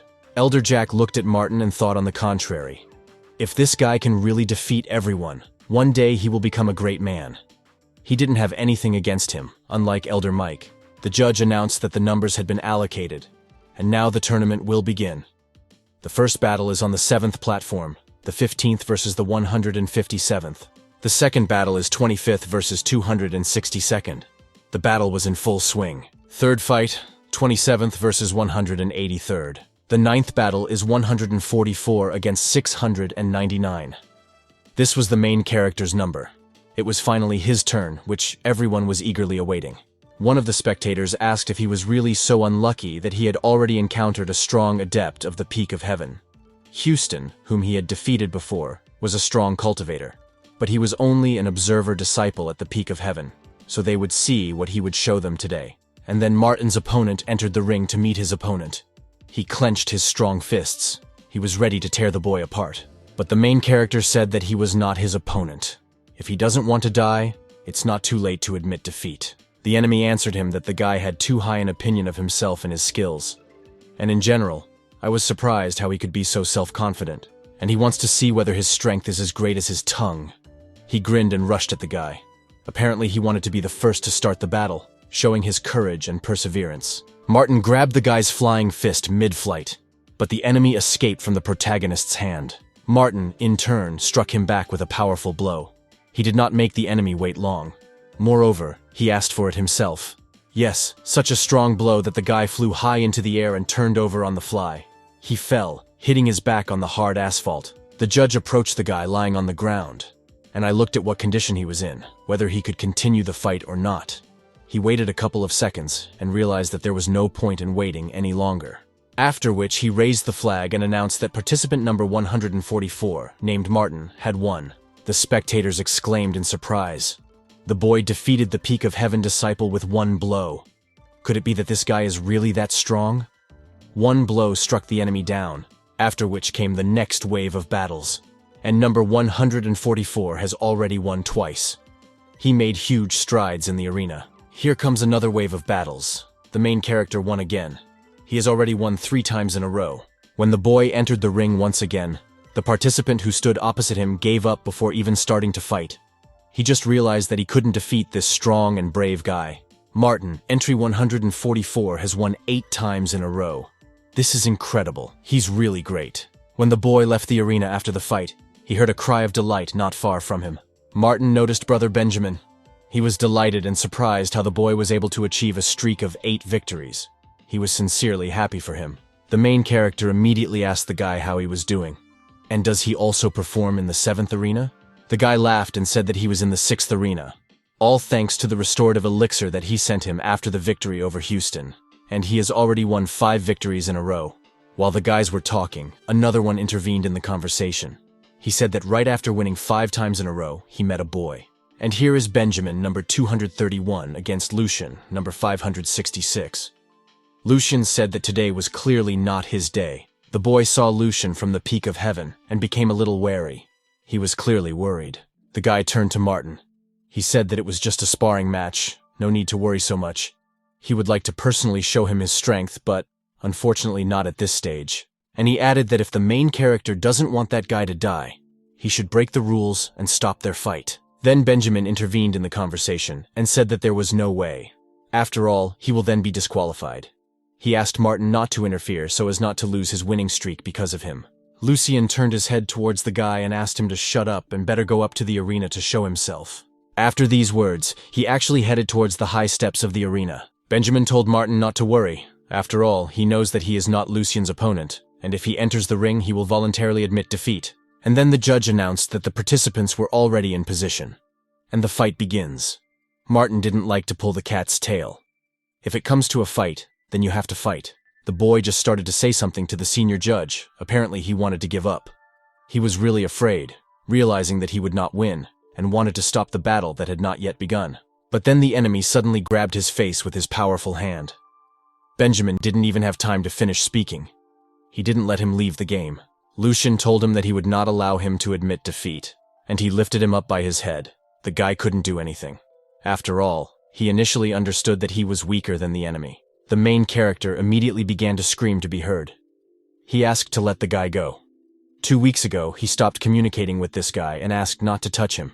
To which Lucian replied that how could he stop communicating if they had just laughed and talked in the ring? And then a cold weapon glittered on the guy's belt. He began to take out a hidden sharp dagger.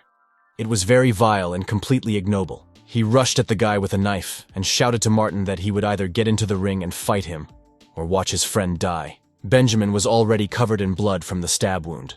The main character promised that Lucian would pay for this. The boy's eyes lit up red. He seemed to go wild. And Lucian, in turn, continued to attack the boy. He grabbed his face with his hand again. Benjamin shouted at Martin not to stand up for him, and the enemy continued to squeeze his face in his powerful hand. He asked him to shut up, without letting you say a word. His hand was covered in blood, and streams of scarlet blood flowed from the guy's body. He wounded the boy well. Poor guy. He wasn't ready to fight this guy. What a dishonest opponent he is. Then the referee raised the flag up. He had not yet had time to lower the flag. Like an evil opponent, Lucian, with a sharp movement of his hand, threw the boy with all his might, lifting him in the air as high as possible straight onto the hard asphalt. At this time, the main character was running towards him. He realized it too late. because now it is unknown whether the boy will survive or not. Martin ran up and offered his shoulder. He instantly caught the exhausted and wounded Benjamin. The main character took Benjamin in his arms and looked at the boy's wound. How dare that dishonest guy act in such an arrogant and vile manner? Meanwhile, the angry Lewis, standing nearby, said that the boy was very lucky, and this will serve as a message to those who get even a little closer to the main character.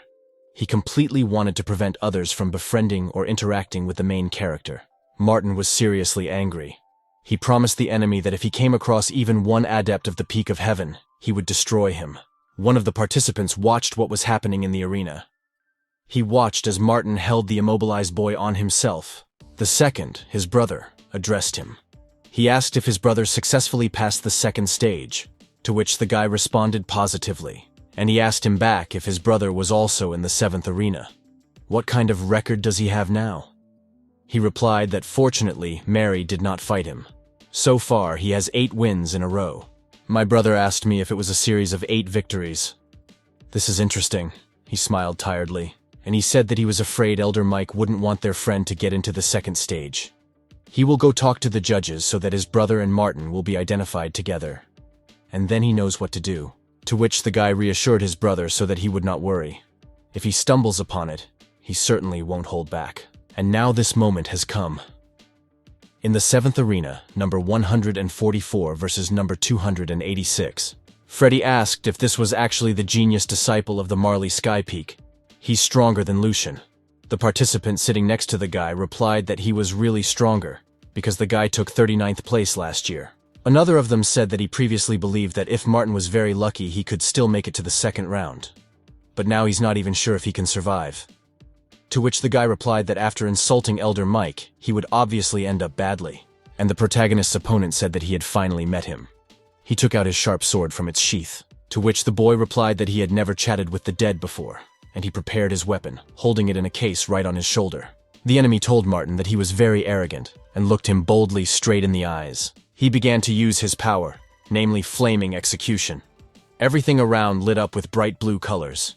He hit the asphalt with his feet, and after his jump, the stones scattered around, and Martin bent down expecting the enemy to attack. But he didn't have to wait long. The boy jumped up and attacked him with a counterblow, defending himself from the attack.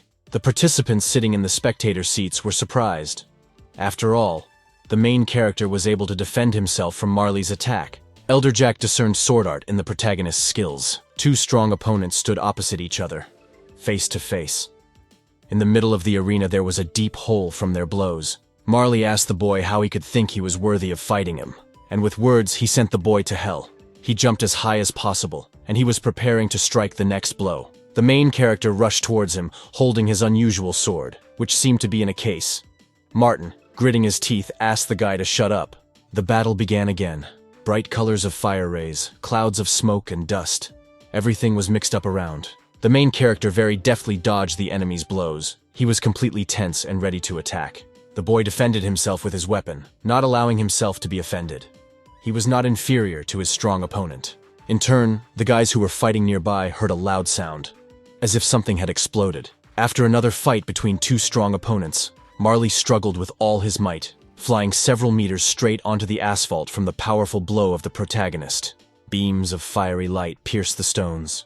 Everything rumbled and shone in different colors. The guys who were fighting nearby came closer to see what happened. Marley fell so hard that his legs flew up, and clouds of smoke enveloped him like a haze. They recognized this guy as Marley and were very surprised. How is this even possible? The guy gave them an angry look. He was wounded and exhausted. I wanted to shout that I was giving up, but that was not the case. The main character again ran up to the lying guy and ordered him to be silent. He apparently wanted to finish off the boy. Then one of the brothers of the wounded enemy, Freddy, stood up for him. He asked Martin to stop, to which the main character replied that he would not stop. And today, everyone who is part of the Peak of Heaven will die. The enemy continued to lie on the asphalt, gritting his teeth. Streams of scarlet blood flowed from his mouth, after which Martin's strong fist flew into his face again. He wasn't going to stop there, and taking a step back, he was going to use his strength again against the wounded enemy. His eyes glowed with the fire of rage. Freddy screamed from his seat at the top of his voice. He asked the main character to stop. He tried to explain that this was one of the most brilliant disciples of the Peak of Heaven, but the boy didn't hear anyone. He didn't want to hear and prepared another blow, attacking the guy. He exclaimed that the Heaven's Peak fighters would die today. And he attacked the guy, delivering another powerful blow to his body. His hand was covered in blood. Streams of blood flowed down his fingers, and they dripped in streams onto the cold, broken asphalt. Freddy continued to call for help, begging for help. He kept screaming that Marley was dying, after which, calling the main character names, he promised him that if they meet in the second round, he will certainly make him die. One of the elders, watching what was happening, said that he did not think that the guy would grow so quickly in just 2 months. Some of the people near the audience laughed terribly and loudly. The students turned to look at the man. It was one of the elders of Lewis Heaven Peak. He said that he was sorry that such an outstanding student was not accepted into one of their peaks. In turn, Elder Mike told the main character that he was able to defeat that guy Marley. In this battle, the main character's sword split in half. The battle and the boy's blows were so strong. Martin was in the rest area. Stretchers with wounded and killed combatants were carried past him. The student, who stood behind the main character, helped him come to his senses and rest a little. The guy thought that it was not so easy to cope with him. The student continued to run his hands over Martin's bare back. He touched some points, trying to restore the boy's strength. The main character immediately exclaimed in pain. Drops of blood sprayed from his mouth. The guy asked Martin if everything was okay. What happened to him? The boy replied that everything was fine. He thought that Marley alone had caused him a lot of internal trauma. He even managed to destroy his Yuan Tai iron sword. With Dennis, the best of the outer gate adepts, it will be even more difficult. The boy continued to think. He hoped to qualify for the second stage, and I decided to take one magic pill. He decided that raising his spiritual power would be extremely important. The guy standing behind him continued to meditate, helping the main character. He remembered how they said that number 144 against number 286. Number 144 Martin wins. And here is the next battle. Number 144 against number 35. One of the students asked the second, because number 35, Dennis is the best student in the law enforcement hall. The second agreed. After all, Dennis took 47th place in the tournament last year. Although he is weaker than Marley, he is afraid that the protagonist will have a difficult time in his current state. One of the elders said that due to the damage to the 7th arena, subsequent participants will fight in the next arena. The main character realized that he would fight with the best student of the law enforcement hall. He thought that he would have to try. After all, the enemy will be quite strong. But a guy named Dennis, approaching the arena from afar, exclaimed that he was admitting defeat. He stood next to them with his hands folded over his chest. The participants looked at the guy with great surprise, but the boy continued to say that he is not Martin's opponent and asks him to understand him correctly. He really gives up. Everyone was surprised that he had missed his chance to enter the inner gate for 3 years, and was now willingly admitting defeat. Why at the end of the competition? This is very encouraging. Martin approached the boy and asked him where his brother Dennis was going, to which the guy replied to the main character that there is no need to worry. He knows about his hidden potential. It was just a courtesy, and if he gets badly hurt because of it, he'll be doing these scum a big favor. He has been annoyed by the fighters from the Peak of Heaven for a long time now, and he hopes Martin can get them in the second phase. The participant asked the elder what the elder brother meant. And won't this reduce the quota for the entry of fighters into the halls of law and order? Elder Jack replied that this guy wants to advance Martin to the next round. Then a voice rang out, announcing that number 35 had surrendered, number 144. Martin won 10 games and moved on to the second stage. Elder Mike, hearing this, clenched his fist. He was very upset by the boy's victory. But I thought that this would make the second stage even more interesting for the audience, and for them. And then the next day came. Peak of Free Adherence. Martin's room. The territory of the main character. A sharp sword lies in the clear blue water. Marita took a deep breath and asked the main character why he wasn't training yet. To which the main character replied that there were only 3 days left before the second stage of the competition. In such a time, he is unlikely to be able to raise the level of the clinic's art. To which the girl turned her head to him and asked him what he wanted to do. Martin replied that in order to become stronger, he needs to start with his physical techniques. The Fist of Fury and the Rushing Wind had almost reached their peak.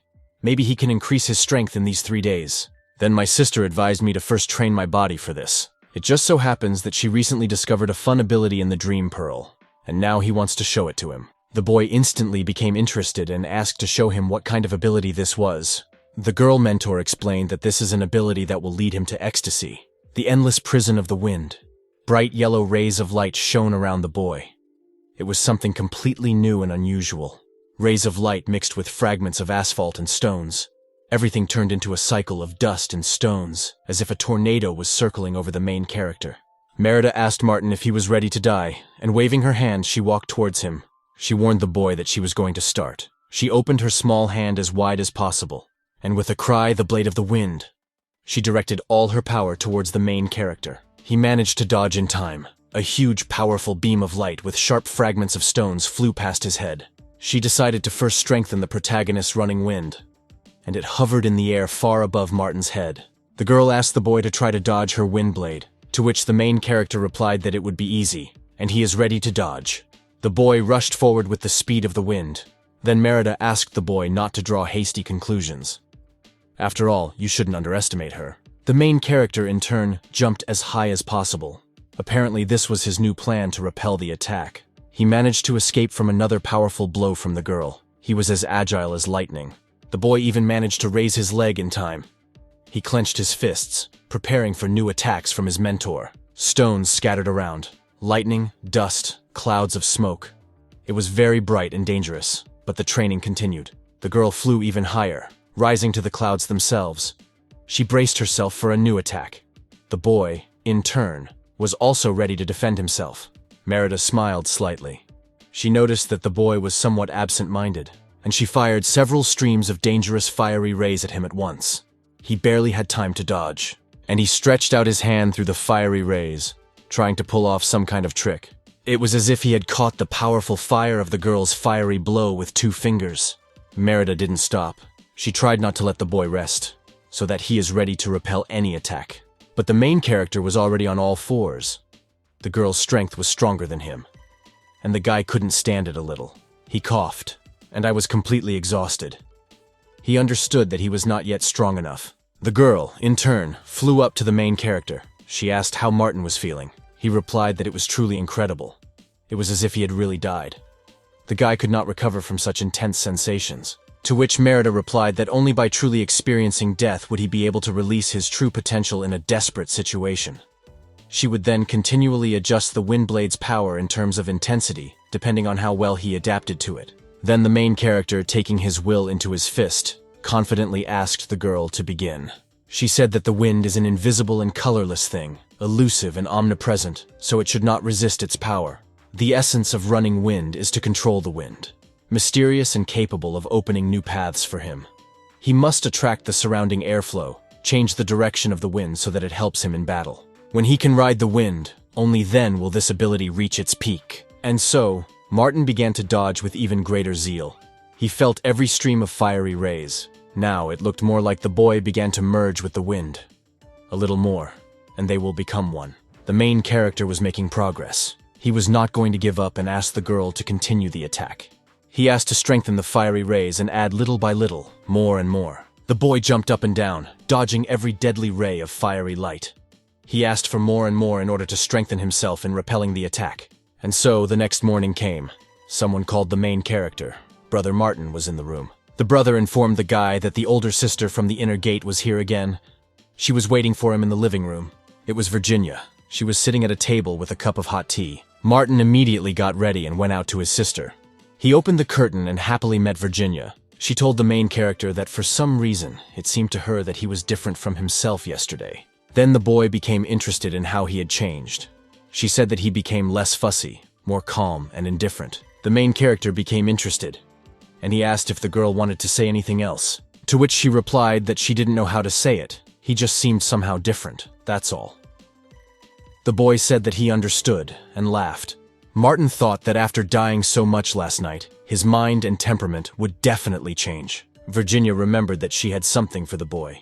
She took out one shiny ring from the box, and suddenly a sharp sword shone throughout the room. Martin said that he spent 3,000 spiritual stones on this sword. It weighs 350 kilograms. The boy was surprised about the highest yellow level. The sword blinded everything around. The girl continued to say that she had prepared a Xuanlin level 3 potion especially for him. How will he thank her? the main character exclaimed joyfully, like Xuanlin level 3 potion. He was endlessly surprised. Martin replied that he really had nothing to repay her with, and he asked how he felt about repaying this potion with his body. Then Virginia began to squeal. She was very embarrassed and asked why she wanted his body, and patted him on the cheek. The boy screamed and explained that he was just joking. The girl told Martin that she was doing everything in her power to help him, so she asked him not to let her down. He must get into the inner gates of the temple. She is still waiting for him to deal with these 4 enemies of hers. The main character immediately reassured his sister Virginia and promised that he would help and there would be no problems. And here we are an hour later. The guy thought that if he couldn't solve this problem that was now in front of him, how would he be able to catch up with it? Then Merida said that with the help of the 3rd level Xuanlin potion, he had the opportunity to move to the next stage of cultivation. And she asked the boy if he was ready for the next stage of torture. She meant training.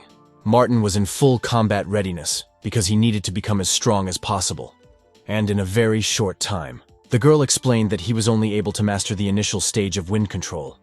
If she adds more force to her attacks, he's afraid he won't be able to take control to that level. Having flown up as high as possible, the girl gave instructions to now train the Fist of Rage. His sister led him to one area where there were some seemingly stone statues. The main character asked Merida if she was making fun of him.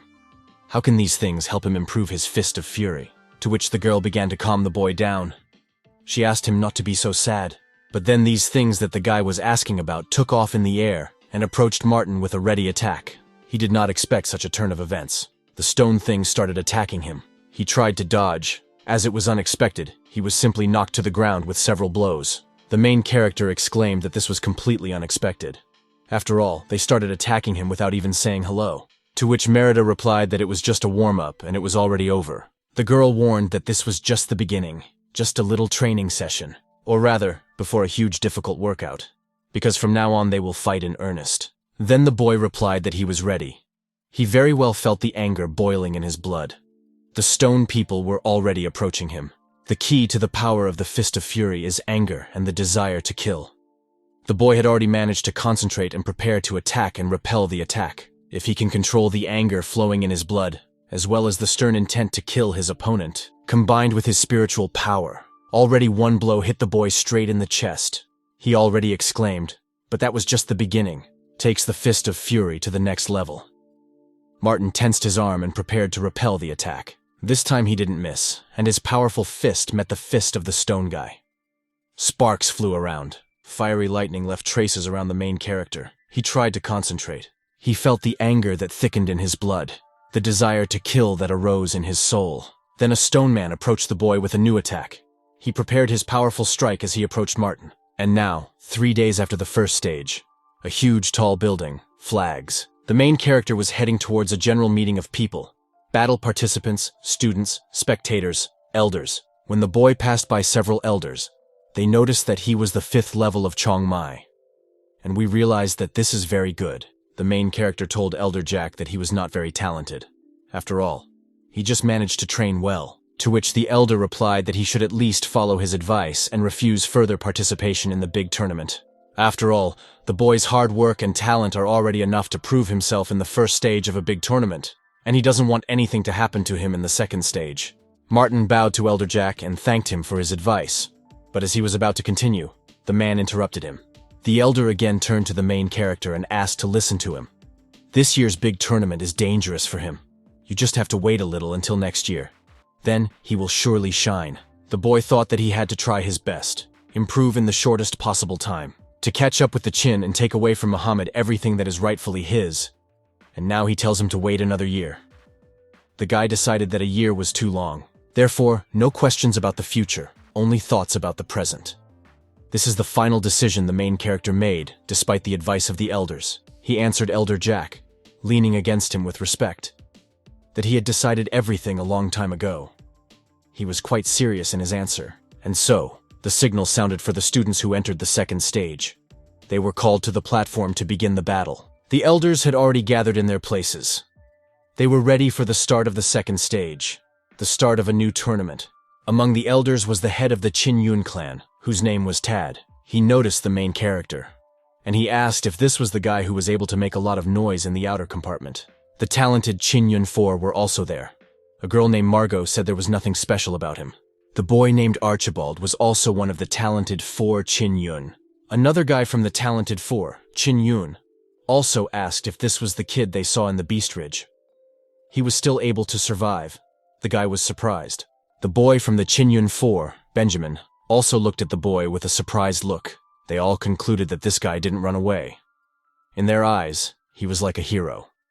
They thought he was a very brave guy, although the 4 themselves were actually very mean and unfair. One of the brothers who were participants and students said that he would show the main character what a ridiculous choice he made today. The judge began to explain the rules of the second stage. There are 10 battle arenas in total. There are 97 participants in total. Everyone has the right to challenge any opponent. The winner remains in the ring and goes through 5 rounds with their opponents, then takes one of the 10 winner spots. The loser will return to the waiting table and will be able to challenge the students on the main battleground after rest. Each student will have a total of 3 challenge attempts. The ranking of students who ultimately place in the top 10 is determined by the number of challenges they accepted and their win-loss ratio. More than 50,000 students took part in the first stage, but in the end, only 97 people made it to the second stage. In addition, the adepts of the Peak of Heaven made up a third of those who passed through. The main character, preparing for the tournament, thought that it would be a very difficult battle, but he was ready for whatever happened. Just under no circumstances are I ready to lose. Forward and only forward. And now the second stage of the competition begins. The stands roared around. Participants and spectators have already gathered. Everyone was excited in anticipation of the upcoming battles. In the first arena, contestant Frank challenged fellow contestant Charlie. In the second arena, a student named Lewis challenged another student, Patrick. In the 9th arena, Larry challenged Julian. Viewers noticed that so far not a single brilliant student has become the first. They wondered who would remain in the arena. To which the second guy replied that he needed to observe the situation. All the strongest participants were just getting ready. Everyone waited with caution for their participation. Each of them thoughtfully harbored hatred and anger towards their rivals. They were looking forward to their participation in the tournament, and they were like dogs on a chain, waiting to be released, to quickly attack and tear apart your rivals. And the main character understood that everyone around was waiting for him to go on stage. He sat for a couple of minutes as if meditating. He understood that they were bored without him going out. After which, without thinking for a long time, I decided to do them all a favor in this case. So be it. Let them enjoy this spectacle, and let them be surprised and envious of his victories. He stood up from his rest chair and quietly walked towards the battle arena. Martin decided not to delay this bloody matter. After all, he was actually much stronger and braver than the others. And here is the 8th battle arena. Emmanuel. 5 battles won. It temporarily occupies one of the main battle arenas. He is one of the strongest participants. The guys from the stands were surprised. A streak of 5 victories. And so quickly too. It looks like the guy from the law enforcement hall will be the first adept to make it into the top 10 winners. And then the sound of a gong was heard. On the main battle platform, Martin challenged Emmanuel. He decided to take the initiative into his own hands, or rather his fists.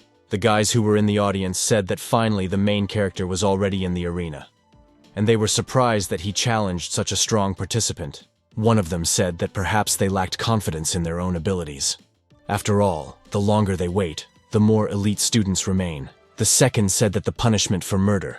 You'll have to gradually exhaust him, spend a couple of heads, and then finish him off in one blow. The student named Freddy clenched his teeth in a predatory hatred of Martin. He said how fun it is to kill an enemy who has already despaired.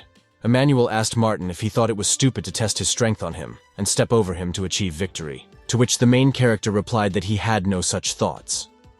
If we talk about the fact that he wants to step over it to get to the top, how does the guy think about it? And Martin asked the enemy, looking him straight in the eye, is he worthy? Is he worthy of being that enemy? His wit was second to none around him. Emmanuel told the kid that he was trash, that he was a laborer outside the outer gate. So should he judge him? He tried to kill him mentally, but it didn't work out that way. After all, the boy is very tempered in spirit, and the enemy asked him to kneel in front of him and apologize. Then he would still think about whether to let him go alive. That was impudence on his part. He began to threaten the boy, warning him of what would happen if he refused. At the same time, he tried to make his face much more stern and angry in order to terrify the boy, which had no effect on him at all. If he refuses, the main character will simply die. He prepared to attack the enemy, and he stood in a fighting stance, clenching his fists and baring his teeth. A student from the stands noticed a sword from his palm. Technology is available only on the 3rd floor of the library. The second said that Emmanuel was also able to achieve perfection in this technique. Another participant, watching what was happening, became very interested in the beginning of this battle. The situation was pretty tense. Emmanuel extended his hand forward. She lit up with a blue train. Everything sparkled with red rays around. The guy smiled sarcastically.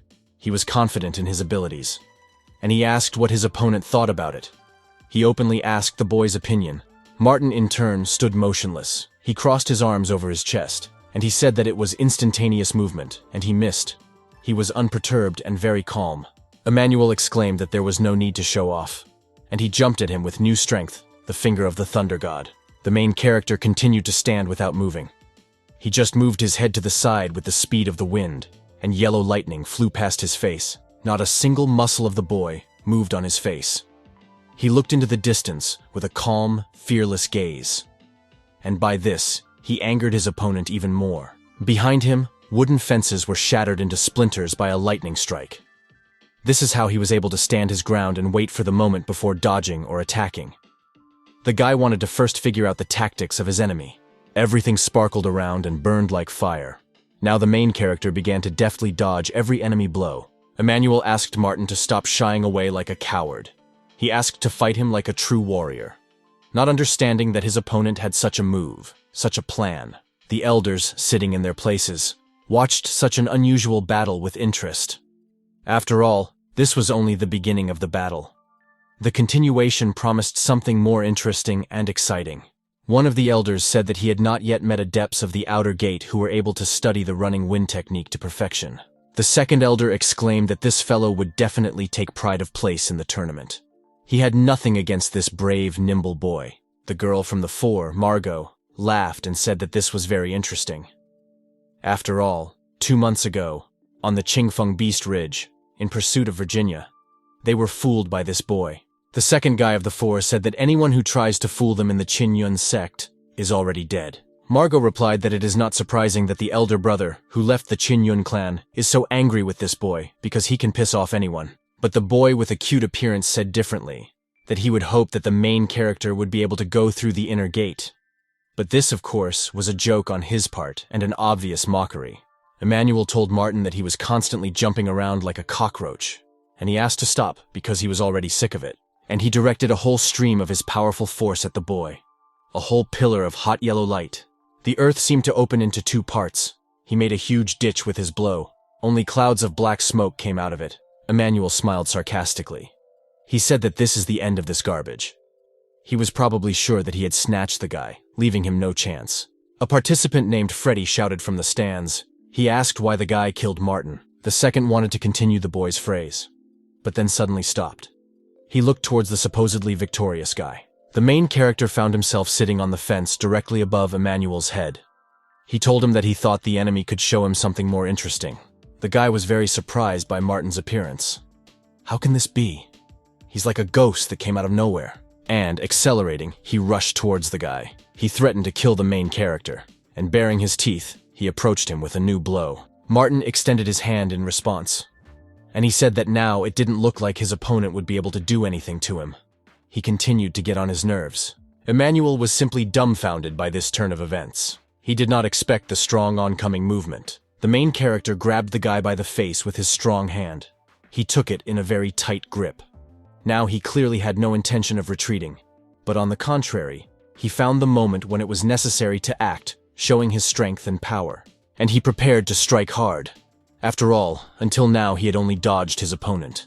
It was time for him to start attacking. From such a strong blow, stones scattered around. The fragments fell to the ground with a roar, hitting each other. The main character grabbed the opponent's face with his other hand. Streams of scarlet blood flowed from his mouth. He winced in pain. One of the participants exclaimed in surprise, "How to do it with one blow?" Martin did it with just one movement. The rest of the spectators were also shocked. Everyone around me never ceased to be amazed. The stands simply went crazy. And so the judge raised the flag high above his head. He announced that on the 8th platform, Martin won. The main character, A brave and courageous boy who fearlessly faced any danger, won again. The crowd shouted that Emmanuel had been defeated by Martin, defeated with one blow. They started saying that he was most likely cheating. The main character said to himself that his older brother should get up. He closed his eyes as if meditating, and the boy pointed his finger at the next one. He was completely confident in his abilities and choice of opponents. One of Freddy's brothers clenched his fist and said that there is no need to feel sorry for this garbage. Let him know what it means to get punched in the face. The judge said that since the 8th battle arena was destroyed in the previous battle, the battles in this arena have been suspended. Once everything is restored, they can continue. Indeed, the 8th arena was completely dug up. In its middle there was a huge earthen hole. The workers worked tirelessly. They are already exhausted, but they didn't stop using shovels. The guy, one of the participants, Brother Harry, jumped over the fence and said that he wanted to fight Martin. He turned to Martin, calling him the trash from the general laborer's hall. But he never expected Emmanuel to lose to him. Then the main character cast a contemptuous glance at this impudent guy. Harry added that the victory over Emmanuel was just a fluke, and he asked permission to show what true talent means, to which the boy replied that the enemy underestimated him. You shouldn't attack him with such weak techniques. And he attacked the enemy with a powerful blow called the guillotine. Harry was thrown back by a blow of such incredible force. His face changed from joy and confidence to sadness and sadness. Moreover, blood began to flow out of his mouth. Elder Mike stood up a little from his chair. He looked at the boy in surprise. Freddy came closer to the arena. He asked Martin how dare he do this. But a fight is a fight. The main character did not break any rules, and the student clenched his fists in rage and hatred towards the boy. Martin confidently said that anyone who wants to kill him had better prepare for their own death. Then one of the strong participants said that he wanted to try to fight with this strong guy. It was a guy from the peak of the earth. He bowed before the elders and asked permission to engage in battle. He really wanted to experience the abilities of this interesting guy Martin. The judge said that the arena master had not yet had time to rest, and they were already challenging him to a fight. Then Freddy intervened and said that as long as the master was in the arena, he was obliged to accept any challenge. Freddy encouraged the main character to fight again, without rest. He called him a coward. Then the main character, without hesitation, answered with confidence that he was ready to take the fight. The boy put his weapon forward, and his gaze fell directly on the enemy. The guy began to use the technique of contemplating the distance. Immovable shield. The enemy said that in hand-to-hand combat he was no match for Martin, but if we talk about a long fight, he could not defeat him. The main character understood what tactics his opponent would use. He crouched down, preparing to repel the attack. The boy realized that the guy had the combat tactics of an iron-skinned turtle. Martin decided to test the depravity of his shell, to which the enemy replied that what the main character was doing was not enough to break through his shield. Then the boy answered him. Did he really think that Martin hit with all his might? Blade art rubbish can. This is the tactics the main character chose in turn. Dan Kien sword art has 12 styles. Each style fits the combat strategy and situation the owner finds himself in. One of the students from the podium noticed that this was the same immovable shield. And the girl participant, the best adept of Mary's People's Peak, said that the mysterious defense technique, thanks to the accumulation of energy from the enemy's blows, is capable of issuing a counterattack with the effect of concussion. The student guy said that Brother, Martin's opponent, is strong in counterattacks. As soon as he sees the right moment to attack, the enemy will be destroyed. And he added that, by the way, an impenetrable shield is also a striking spear. The main character exclaimed that the guy has a really strong shell. After all, he uses all his strength, but cannot break through it. The enemy began to use an immovable shield, and the gate of creation. It glowed completely yellow with a very bright glow. Martin noticed that this turtle bites very painfully, and again he took a self-defense stance. Freddy the boy shouted from the stands what a great job the protagonist's opponent was doing. He advised completely exhausting the boy. Martin thought that either it was his imagination or his defense was at its weakest during practice. Therefore, you need to fool him somehow. The enemy, in turn, concluded that the main character was in too much of a hurry. His movements are completely careless. He also noticed that the boy was already quite weak, so it's time to end this fight. It was Martin's distraction, and he realized that the enemy had fallen for this cunning move. A participant from the stands shouted to the guy not to rush too much, because the main character was probably up to something. He heard the member's advice from the podium. He realized that he should not rush, and was already warned, which means he was armed. Martin was ready to strike, but then stopped abruptly, and the enemy realized that this was an illusion. He couldn't find the boy. After which the enemy, being on alert, heard out of the corner of his ear that the boy was to his left. The main character raised his weapon and rushed towards the turtle's shell. He jabbed his sword as hard as he could into the flaming shell, and the enemy used the Gate of Consciousness. He deflected Martin's attack with a very deft move. The boy did not think that the enemy would be able to react. He didn't know that the guy from the stand told him what to do. That guy reached the 6th level of Chunmai. The volume of his sea of chi and spiritual power is much greater than him. He can no longer waste his energy on the enemy, so he needs to finish. But he began to think that any protective technique has its drawbacks. It has its own weak points and sides. And then suddenly it dawned on the main character. He understood one truth. His fighting technique was wrong. It was necessary to act differently. After which, the boy struck with his sharp, fiery sword directly on the asphalt. A bunch of stones scattered around. This blow was very strong. The sparks blinded everyone around. The boy's plan was simply incredible. Freddy shouted from the stands, "What is this guy doing?" He was very surprised. What is the main character doing? It seemed like there was a lot of it. The guy seemed to have been cloned. He raised his heavy fire sword again and flew up with another attack. But the enemy thought that it had already happened. And how long can he continue to revolve around him? The guy concluded that when Martin stops, then he will definitely lose. He was looking forward to this moment. And then the stones rose next to him. The ground seemed to crack. From there, bright moonlight was born.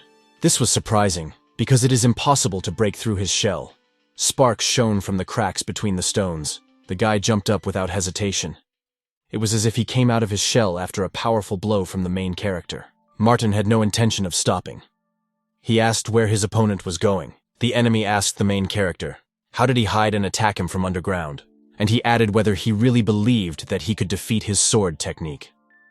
He folded his hands one to the other in front of his face, and he began to use the shield technique, changes of 5 slopes. He rushed towards the main character to attack again. But Martin didn't give up. He took a leap towards the enemy. He rushed like the wind without fear of the attacking enemy. And the enemy, in turn, was very surprised. He hesitated for a moment. The guy couldn't understand where the main character had gone again. Is this really an illusion again?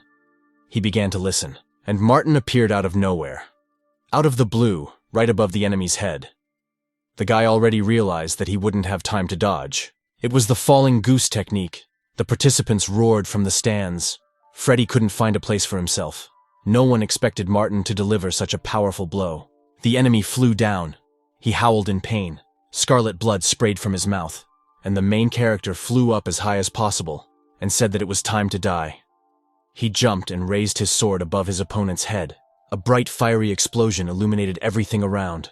Spectators and elders watched what would happen next. In the stands, students covered their ears and eyes with their hands. They felt an insane spiritual power. They simply didn't have enough air. One of the elders, leaning his hand on his head, thought that the guy was saying something incredible. One of the participants stood in front of Martin, stopping his next blow with his fist. The guy explained that the two of them had no animosity towards him. Why such a thirst for murder? After all, that guy had already lost to him. Why not show mercy? The guy said that if Martin wanted to continue, then he should let him, Dan, fight him. He immediately threw the guy who had been beaten by the main character onto his shoulders and began to carry him out of the ring. Then Elder Jack turned to Dan, warning him that he had already entered the arena, and if he left it, it would be considered a defeat. Is he ready to lose? Then the boy, deep in thought, replied that he didn't care about it. To which the judge announced that in the 8th arena, Martin won. The main character thought that he had spent too much energy in one battle.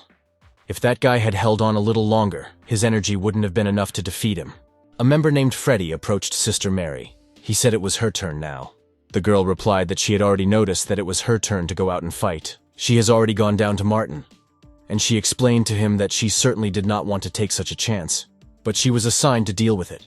Mary immediately grabbed her weapon with her hand. The boy replied that so be it, since she was challenging him to a fight. But you shouldn't complain about him in the next world. The girl stood up to her full height and announced that she, a participant named Mary, was challenging participant Martin to a fight. The guy began to take something out of his pocket. He couldn't understand where they were all in such a hurry. They don't even give him a chance to recover. But still, today, he will have to disappoint them. He pulled out some kind of transparent turquoise crystal. Fred noticed this and exclaimed that it was crystallized essence. And he shouted to Mary to finish with him quickly, without allowing him to recover. The competition participant immediately prepared to attack. They all agreed.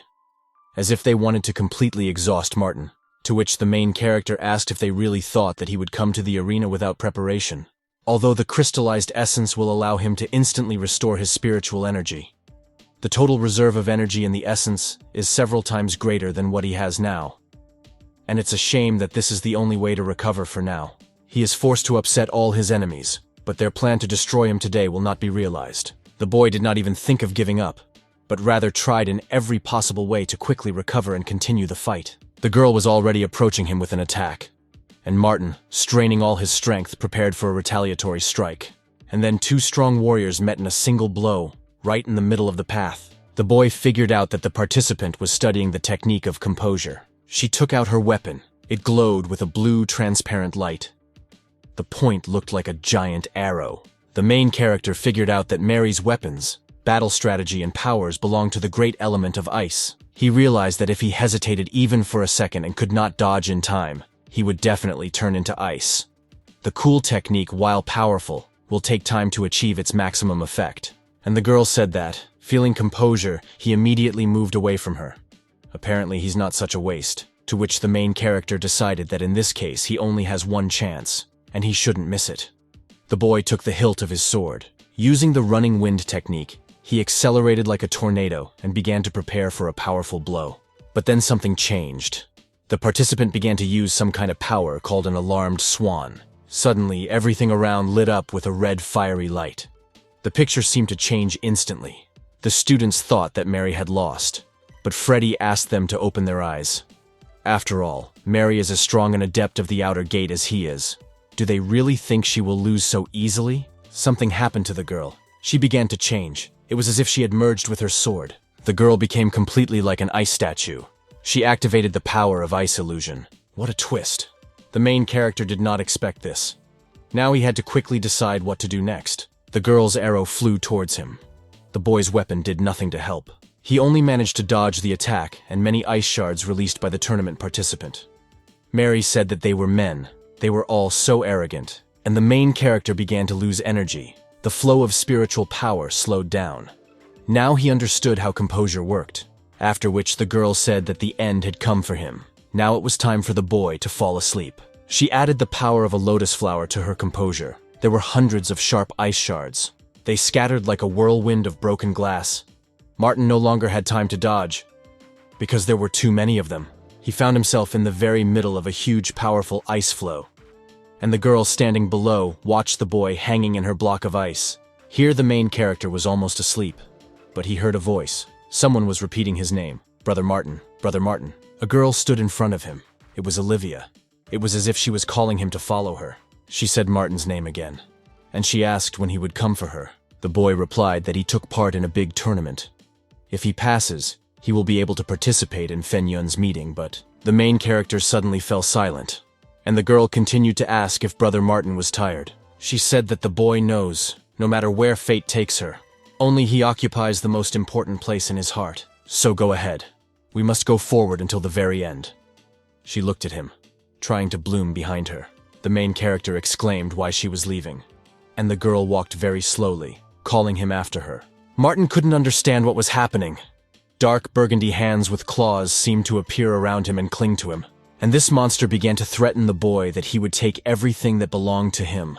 But the eyes of the main character changed dramatically. They glowed with a bright, fiery light. It was as if he was in a dream, and the boy decided that he would never back down. It was as if some new, unknown force had intensified within him. Mary was very surprised. After all, this is impossible. How he got out of her trap of composure. And now he is regaining his strength. One of the elders noticed that the main character used the energy of anger to get out of her technique. Moreover, he is now suppressing Mary's power. Elder Mike was very surprised at the boy's abilities. He noticed that this was very good. The main character began to emerge from captivity of the ice block. Pieces of ice scattered around, and the guy's eyes shone like those of a huge, angry monster. He was strong in his new achievements. And the participant Mary, calling the boy names, began to shoot many sharp arrows at him. She didn't expect him to repel the attack like that. And now many arrows were already approaching the main character. He screamed like a wild animal, and with his power of anger he broke her sharp ice arrows. They simply scattered, hitting the boy's body. That's when the girl's face changed. Her ice arrows had no effect on Martin, and so he began to approach her closer and faster. Making his way through the stream of her arrows that had no effect on the boy, he was already very close to the girl. The tournament participant froze in horror, and the boy was already holding a clenched fist in front of her. He told the girl Mary to definitely surrender, otherwise he would really kill her, and so Mary lost. She realized her loss so as not to be killed. This is something from the realm of fantasy. Freddy, sitting in the stands, said that 2 months ago Muhammad smashed him to smithereens, and today he was able to defeat the 3 most talented adepts of the Outer Gate. This is simply incredible. The girl from the 4 said that little sister Mary also lost. Don't they think that someone great is behind Martini? The second boy from the 4 replied that he could not predict. Martin was not to be underestimated. Now he was able to rise up so much. The second guy said that there is no need to worry about such a small thing. Of course, he was able to defeat Mary, but they still have Deniso. He dissolves Martin, to which the boy replied that their man should take first place. Anyone who goes against them must die. To which the girl said that Martin was now in the arena, and they had no way there. Then the guy reassured his sister, and said that there was no need to worry. He had already come up with the perfect plan. They will turn Martin into their dog, and if it doesn't work out, then the main character will simply die. The guy grinned maliciously and very slyly. Martin, in turn, picked up another crystal. And brazenly, with great confidence, he asked who was next. Meanwhile, Freddy clenched his fists without thinking twice. He said that it was finally his turn, and he asked the main character not to show off. After all, now he is going to finally deal with it. The boy jumped high in the air and was already approaching Martin with his first blow. He was very determined. Martin looked at him as if he were nothing, and he called me a weakling. He was preparing to repel the attack, but then a guy from the 4 suddenly stood in front of Freddy, blocking his path. And he asked me to open my eyes wider. He said that it hadn't really dawned on him yet, and he'll never get there, because he's a weakling. The main character became interested in why the guy from the talented 4 was here. Surely he came here for a reason. Then this guy from the 4 turned to the main character. He said that his mentor invites the boy to his place, to which Martin replied that he was in the battle arena, and according to the rules, he could not leave it. To which the guy began to explain that the mentor had already discussed everything with the elders, and they could suspend the tournament. Since this is a matter of special importance, he must hurry up. After all, the mentor is waiting for him. The main character thought that the mentor was the strongest in the inner gate. This does not bode well. Well, he decided to call him now, but if he refuses, then there will be talk. Well, what can you do? The boy decided to cast aside his fears and cautions and invade the tiger's lair. Freddy was surprised why the talented foursome invited Martin at this particular moment. Do they really think that he is not his rival? Therefore, they are going to lure him to their side. And now the main character has already appeared in front of the talented 4.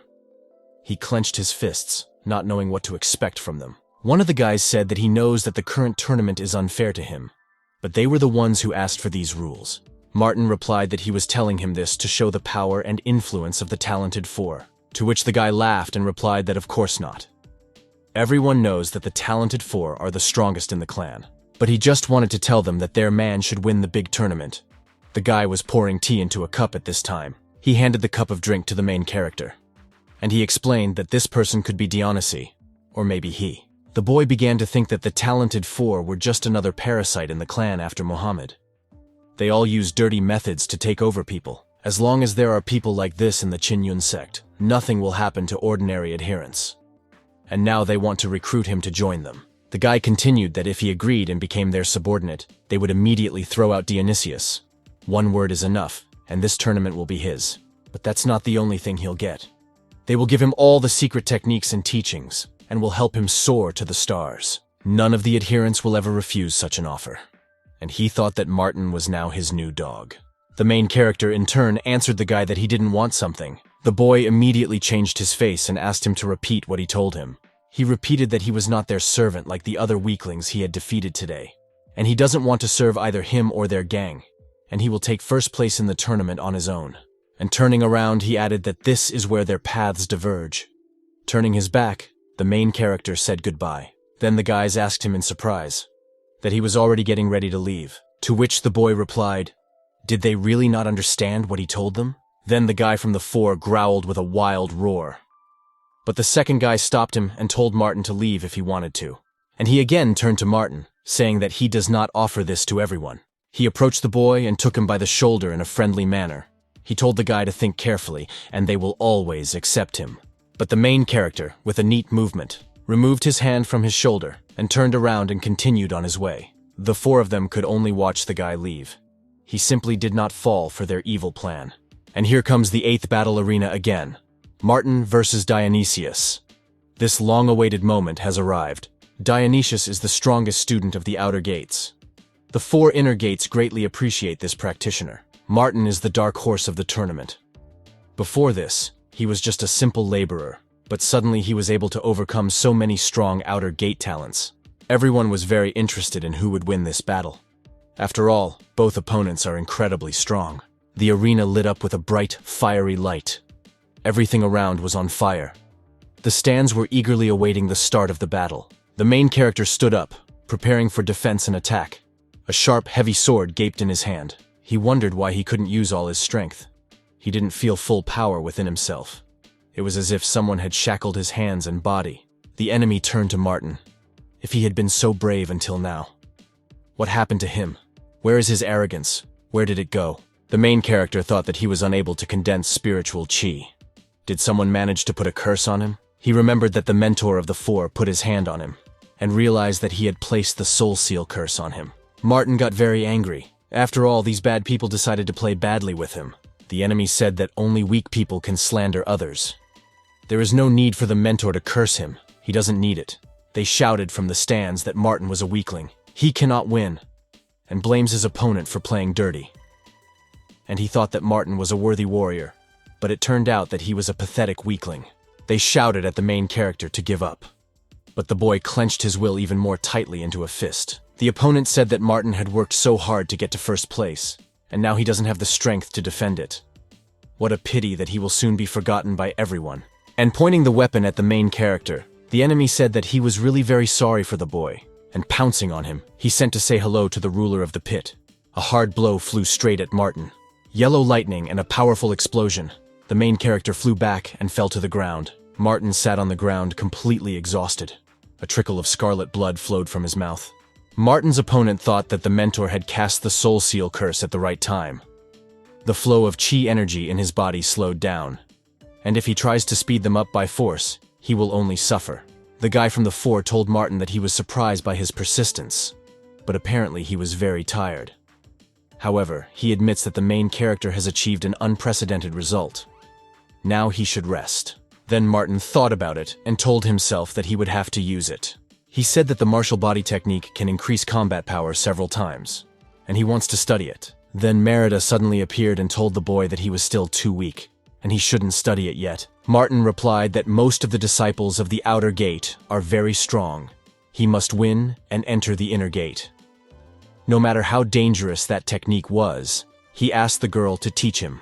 The girl replied that the martial body technique had too much impact on the body. If he can control it, his soul will be destroyed. The boy said that he understood everything, and he will try to use it only as a last resort. And the girl handed him the pill. She said that the martial body technique is activated by blood. To reuse, you need to wait about an hour. Merida warned the boy not to use her just like that, but only in the most dangerous situation. Then Martin said that since they were not able to fight him in private battle, they would have to pay for it with their lives. And no more mercy. The guy lit up with fiery rays. His eyes turned red. His body was completely engulfed in flames. Martin was filled with extraordinary strength. Confident Dionysius covered himself with his hand. He thought that the soul seal curse had somehow broken. The guy from the 4 realized that the main character was able to master the fighting body technique. And it looks like he dispelled the curse of the soul seal by force. The enemy was surprised how he was able to restore spiritual chi. Well, so what? He won't be able to fight with the wounds he gave him. Is he sure he wants to die? To which the main character replied that his opponent was not familiar with the fighting body technique. Although he is just an adept of the outer gates, this is quite natural. And Martin began to use the power of the immortal body. The enemy changed his face. Military equipment of the Almighty. How does Martin know this? After all, this is simply unthinkable. He became even more angry and began to approach the main character to attack. Martin, in turn, clenched his fist and, determined to tear apart the enemy, rushed towards him. He raised his heavy, sharp sword and was ready to deal with the arrogant, self-confident Dionysius at all costs. The enemy was thrown to the ground with just one movement of the protagonist, and Martin, raising his weapon higher, used his immortal body. And he used a heavy, powerful blow. It was an incredible sight. Everything burst into flames even greater than before. After a powerful blow, the main character fell to his knees. He tore apart the earth with his strength, and the enemy found himself under a heap of stone debris. The boy sighed heavily and thought that somehow he had managed it. And then the judge's hand raised the flag up, declaring Martin the winner. 5 wins in a row. Everyone from the stands began to shout that Martin was the winner and took first place in the Outer Gate tournament. One of the 4 exclaimed that sooner or later he would deal with the main character, and the girl from the 4 asked the mentor not to worry so much. After all, among the adherents of the Inner Gates, the majority are their people. And the girl continued to say that when he first entered the Inner Gates, it was as if he had simply come to be devoured by the wolves. Martin told his mentor that he was able to enter the ranks of the Inner Gate adepts, and soon he will catch up with him, after which he will certainly enter the halls of Fengyun. The main character walked up to the elders and leaned in front of them. He greeted the sect leader. All the elders came out to meet the boy. They were very serious. The Fab Four also bowed before the elders, and they greeted the men. The elders told Martin that since he took first place in the Disciples tournament, according to the rules, he receives the tribute pill as a reward. Besides this, he can ask for any other reward. Then the boy replied that he, Martin, wanted permission to participate in the Fengyun meeting. The elders immediately began to think. Their faces were very serious and stern. Elder Mike told Martin that he probably didn't understand what the boy was asking for. The Fengyun gathering is a sacred place. Of course, the sect could allow him to go there. The Fengyun gathering is a solemn gathering of talents from the southern lands. The Qingyun sect received a quota to participate in the meeting. Participation in the meeting determines the future of the entire sect. The main character froze in anticipation. But the elders said that he could not provide him with this participation. Then Martin, looking at the elders, asked why he could not allow him, to which the man replied to the boy that he was not strong enough. And in order to receive permission to participate in the Fengyun assembly, he must earn it in battle. Now he won't be able to do it. The Fengyun assembly awarded 5 seats to the Kandon country. Sects fought for these places. He promises the boy that he will only get the opportunity to participate in the battle for places, but he will have to obtain the qualification on his own. The guy from the 4 said that an ordinary Chungmai practitioner, level 6, wants to go to the Fengyun meeting. Elder Mike gave the main character one more request. He carefully waited for what Martin would say. Then the boy replied that he wanted to choose the hall in which he would practice. He wants to practice in the Inner Gate Law Enforcement Hall. The elders thought about it. Then Elder Mike asked Martin if he was sure of his desire, to which the main character answered the elder with all seriousness, looking into his eyes, that he was absolutely sure of this. The elder said that then it will be so. He would like to send the guy to the first peak of the Inner Gate, but he himself decided to go to the Law Enforcement Hall. For this, he gives him the Sword of the Starry River. From now on, he is an adept of the Inner Gate Hall. And let him bring justice and law to their sect. If he sees any violations, it gives him the right to punish the violators. The guy from the 4 said that he had already begun to fear that he would enter the peak of heaven, and this man himself went to the halls of law and order. Another guy said that he really thinks that the Law Enforcement Hall has influence and power over them. The Inner Gate Law Enforcement Hall is just a name. He chose the worst option of all, and now 3 days have passed. The main character approached the front door of the building, and then he stopped. He wondered if this was the Hall of Law and Order. Maybe he took a wrong turn, although it seems to be at the address. But it was like an uninhabited building. There were outdated, broken doors and windows. Then the door opened and the elder addressed him. He asked if the guy thought that a law enforcement hall couldn't look like that. The elder continued to wonder for what purpose the boy came here. Martin noticed that this old man is full of chi energy. He is sure that this grandfather is a great master of the Inner Gate. He leaned in front of the old man and introduced himself. Said his name was Martin, and he was a new adept of the Inner Gate Halls of Justice. The man thought that this was apparently the guy whom the head of the clan had appointed as his student. Turning around, with his back to the main character, he asked to follow him, and so they entered a huge, cold building. Everything around was outdated but strong and stone. The old man asked the boy why he entered the halls of justice. He walked on without stopping. Martin answered the master that when he was in the outer gate, he suffered a lot from other adepts. The outer gate halls of justice are completely useless. If the mentor had fulfilled his duties, many problems could have been avoided. The old man asked that the boy decided to become an adept of the halls of justice in order to punish the four, to which the guy replied yes. He will not understand why the halls of justice allow these four to commit outrages and ruin the lives of other adherents. Grandfather immediately turned to the main character and asked Martin to do his thing with his tongue, to which the guy replied that he was telling the truth. He has absolutely no intention of lying. The old man replied that what the boy just said was a very bold statement. The guy began to explain that he personally suffered from such actions of Muhammad. He stole his destiny. He told the old man that he considered him his brother. He helped him with everything. He told his brother that they had finally found the holy cypress tree. It is said that this tree produces a heavenly fruit once every 100 years, which speeds up cultivation many times over. Then the little brother looked in surprise at the heavenly fruit that Martin had obtained. He continued to tell his brother that they should split his power in half, and once they absorbed it completely, they would confidently cross the Chunmai border. Muhammad immediately agreed, but before the boy could turn away, he received a strong blow right in the chest, after which he fell to the ground, severely wounded by this man.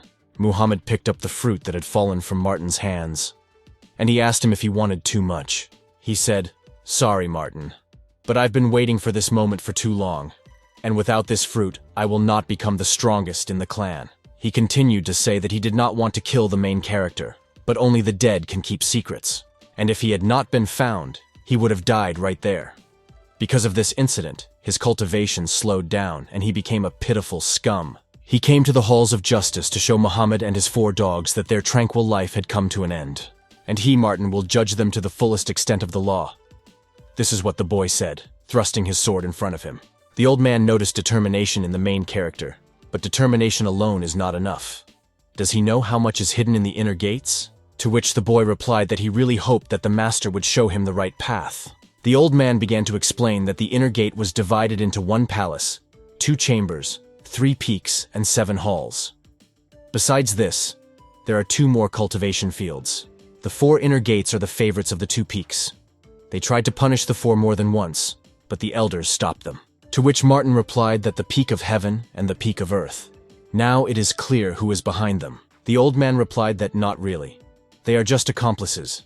Behind all the turmoil is the Tiandao Heavenly Gifts Chamber and the Martial Arts Chamber. All cultivation means are stored with them. Pills and potions are in the Tianbao Chamber, and scrolls of martial techniques are in the Wuzun Chamber. If he crosses their path, they will immediately deprive him of all means of development. Only when they tried to stop the outrages were they deprived of all supplies. Without the means to cultivate, most of the adepts fled the halls of justice. They have been empty for 2 years. Because of this, the influence of the 4 increased in the inner gates. The head of the clan does not restore order, because he does not want to lose strong fighters. After all, without them, there will be no one to represent them at the great Fengyun meeting. But the old man continued. He said that the appearance of the boy gave him hope, and if they train him, they won't have to rely on these 4. He will represent the clan at the Fengyun meeting. The boy looked at the shelves in the room. He was surprised at how many cultivation potions there were, and he asked if the old man had prepared them for him. He asked Martin to listen to him. From today on, he is an adept of the halls of justice, and if he teaches him, then in 3 days he will reach the 10th stage of Chunmai. The main character was very surprised. Is it really possible to reach the 10th stage in 3 days? The boy instantly became interested. He turned to the master, and I asked him if it was even possible, to which the old man replied that if he does not cope with this, then he is not destined to defeat these 4. The boy said that now he is at the 6th stage of Chunmai, and with each new level, the difficulty increases 10-fold. Then the old man asked what was wrong with this, or the guy doesn't trust him. Martin asked the master for forgiveness. He said he doesn't quite understand how to do this yet, but he is ready to learn. The old man explained that these were not ordinary cultivation pills. He lived too much in the outer gate. Such things cannot be found there. His spiritual energy is weak. At the outer gate tournament, he strengthened his body with technology. It was too much of a burden for him. Besides, he was cursed, and recovering from this is not so easy. He approached the main character and asked him to open his mouth. In general, what he immediately did, and then, after swallowing the pills, he was instantly thrown back straight to the floor. The boy was surprised that the old man gave him so many pills at once. He explained to him that he would not swallow so much at once, to which the old man replied that this was just the beginning, and let the boy open his mouth wider. The main character explained that they really couldn't swallow them anymore, and his stomach will burst. The master asked the boy not to fuss. It will help open his chunmai and speed up the invitation of pills. The old man explained to Martin that he had little time. This was all he could do to help him. If he fails, he will never overcome the 4 inner gates. Merida suddenly appeared and said that this old man had taken too many pills and that was good. But not in one sitting. He's not afraid to hurt him, but he saw that the boy did not have enough chi energy, and the pills would just increase it. And she asked if she should help him. She asked to allow his sister to combine with the burning energy of the pills to help him, to which the main character replied that he was too hot. He's afraid he won't be able to handle it. A bright yellow light was emanating from the room. The old man said that that's great. After all, the boy ate all the pills he had. Martin was lying on the floor. Then he stood up and thought that this was a very strange feeling. The old man replied that his body was now filled with spiritual energy.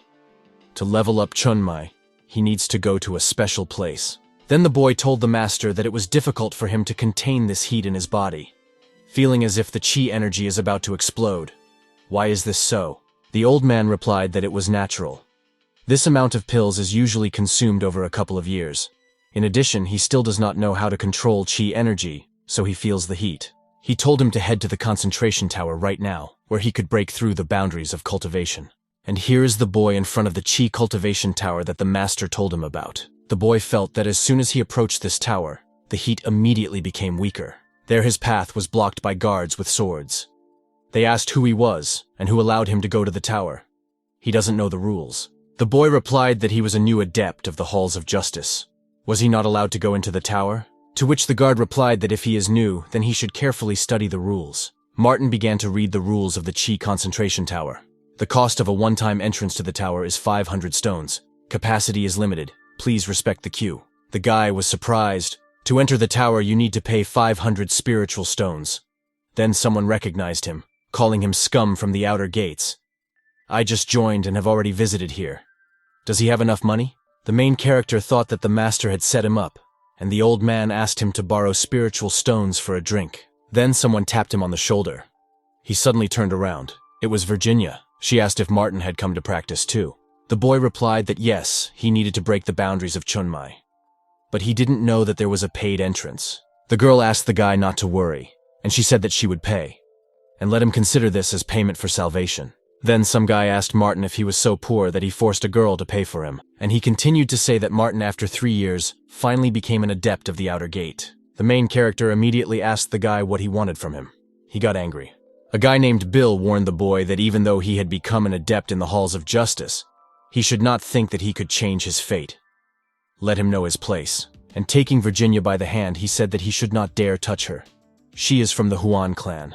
If she sees him next to her again, let her blame herself.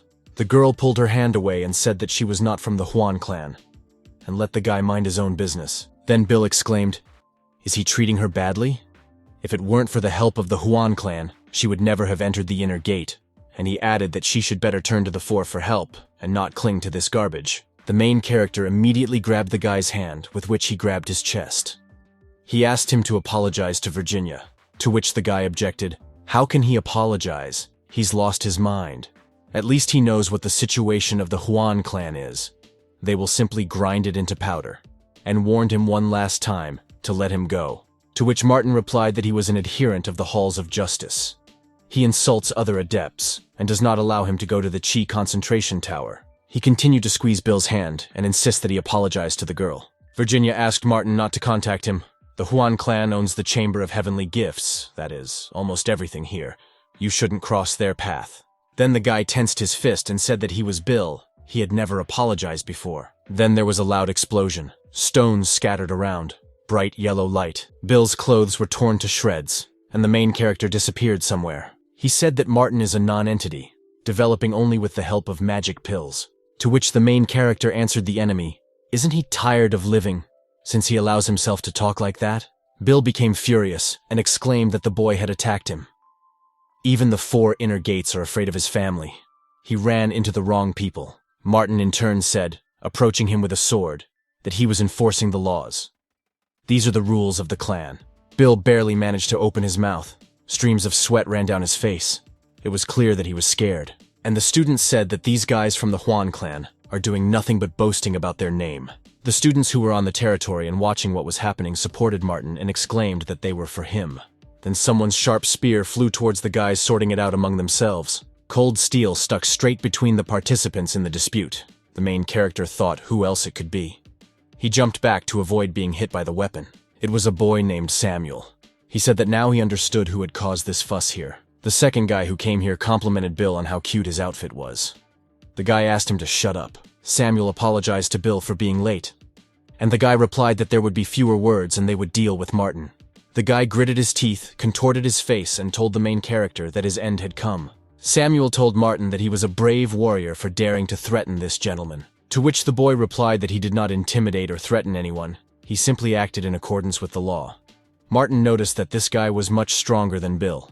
The guy asked if he was joking about the Hall of Justice. He dared to attack Mr. Huan in a holy place. Then Martin replied that since he also did not know the law, he would have to defeat him too. Samuel said that how was he going to defeat him if he was a 10th level adept of Chunmai? One of their friends froze in anticipation, and Bill shouted at him not to sit there hatched, but to go quickly and help his friend. This guy immediately flew high into the air to strike the main character. Samuel immediately warned the guy to be careful because Martin won the Outer Gate tournament. He definitely has an ace up his sleeve. The guy had already approached the main character and tried to strike, but he hit the asphalt, which shattered into splinters. And Martin had already stepped on his weapon, laughing from their 10th and 8th levels of Chunmai. And he said that this was very good because he was afraid that he was wasting his energy in vain. The boy brazenly put his weapon on his shoulder and looked at them smiling. And he pushed the fat guy away with one easy movement. He flew far away, falling backwards onto the asphalt. Samuel managed to catch the guy, holding his back with his hand, so that the guy doesn't fall after all. This fat guy was very surprised by the strength of the main character, and he asked if he was definitely the 6th level of Chunmai. His friend with a sword behind his back, Samuel, was also very surprised, because all this is very strange. The main character stood in a stance, preparing to repel an attack. He took his heavy, sharp sword, and wondered where such powerful spiritual energy came from. To which Merida whispered in his ear that he had eaten a lot of pills. Had he really forgotten? He needs to quickly get to a calm place and distribute all this energy throughout the body through meditation. And she added that he cannot cope with such amounts of energy, and when he attacks, some of it leaves him. The boy thought that since it was not so easy to get her, he shouldn't upset her in vain. Merida agreed with the main character, and she explained that this is why he must choose between battle and moving to the next level. Martin thought about it. What should he do? Take the fight or distribute energy? Defend against the 10th level fighter Chunmai or quickly increase your level? And he began to think how he could escape from here. And the two guys, the opponents, were already standing ready in fighting stances. There were weapons in their hands. Samuel said that the boy must have taken an enhancement pill. Therefore, they should not underestimate him. We should attack together. At this time, the guy with torn clothes, Bill, exclaimed that he would stop standing rooted to the spot. We need to catch Martin immediately. And now the fat man jumped up, raising his heavy bat. He picked up speed as he approached the boy. His bat hit the main character's weapon. He defended himself. And I came to the conclusion that this attack was not weak at all. His feet had already sunk into the asphalt. And on the other hand, Samuel was already trying to attack. They attacked the main character together, because they were afraid to fight honestly, alone. Martin deftly jumped over the heads of his opponents. He did a flip in the air. He dodged so quickly that no one had time to notice anything. The boy thought that it happened very quickly, and the fat man said that he would not give him time to rest. From somewhere, a lot of rays flew at the fat man. At first, he didn't understand what was happening. Then these rays hit the main character. Martin tensed up a little, but also didn't understand where it came from. Virginia, in turn, had already flown up in the air and was waving her arms. She came to the boy's aid. Then the fat guy couldn't understand anything at all. Why is the girl protecting this boy? Only he called her aunt. To which Virginia answered him, what kind of aunt she is to him? They shouldn't have come here in the first place. And looking at him with her stern, evil gaze and shouting, she pointed her weapon at the fat guy. She spun in the air like a winged swan, and shouting the name of the main character, she rushed to his aid. At this time, Martin was using the Dienkong sword technique. He took his weapon as tightly as possible, because he had to not let his sister down, and he used the power of the flaming goose. There was an explosion, and a wave of power went across the hard asphalt. The fat man staggered from such a strong blow. He tried to defend himself with his thick, huge bat. The main character thanked Virginia. After all, he shouldn't have wasted so much energy now. To which the girl answered him that Martin went against Bill for her sake, and she will never forget it. The boy began to explain that, to be honest, he had eaten a lot of pills. He urgently needs to level up using the accumulated energy, but he cannot meditate in battle. The girl said that now it is clear why his chi energy is so unstable. She said she would try to protect him. The main character answered the girl that the opponent was an adept with the 10th level of Chunmai. It will be very difficult for her. And then, for some reason, Virginia turned sharply towards the boy and kissed him on the cheek. After which, she turned away from Martin and rushed forward from him straight towards danger. Watching what was happening, Bill began to squeal like a girl. He asked that he was worse than this garbage, and he gave the command to kill this sweet couple. And so the girl rose as high as possible, holding her sharp-bladed weapon at the ready. Samuel was approaching her. In turn, Merida carefully approached the boy and asked why he froze. After all, there is no time to waste. Then Martin began to meditate while sitting in the lotus position. It emitted a gentle yellow glow. Noticing this, Samuel shouted to the fat man that he must definitely stop the main character. At this time, Virginia had already flown up to the enemy. The fat guy understood Samuel's command, and he turned his clumsy head towards the boy.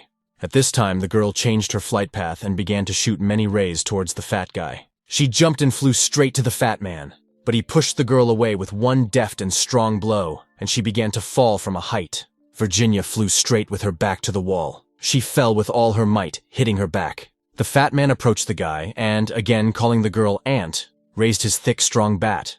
He asked his aunt for forgiveness, but Virginia rose and became a mountain for the main character. She said that she would not allow them to approach the boy. Samuel noticed that the girl had the power of a soul eater. This is a powerful ability, but the price is too high. Is Martin really worth it? And Bill, in turn, grabbed his clothes with his teeth in anger. He realized that the girl was sacrificing her rank to protect this guy. Isn't that too brave? And so Virginia merged with her power as a soul eater. She rushed, drawing her weapon towards danger. During this time, Martin continued his meditation. The chi energy of mountains and rivers within a radius of 50 kilometers is concentrated in this place. Since ancient times, the tower has been a place of power for adepts. Other clans can only envy, but even in such a place it was very difficult for the main character to concentrate. He meditated slightly tensely. Merida approached the boy. She asked if Martin was afraid that that Virginia girl would get hurt, and she advised him to take control of his breathing, because he shouldn't waste chi in vain. You need to concentrate chi in 13 main points, and she said that there is still a little energy here that will help the main character with a breakthrough. The boy was completely enveloped in yellow rays.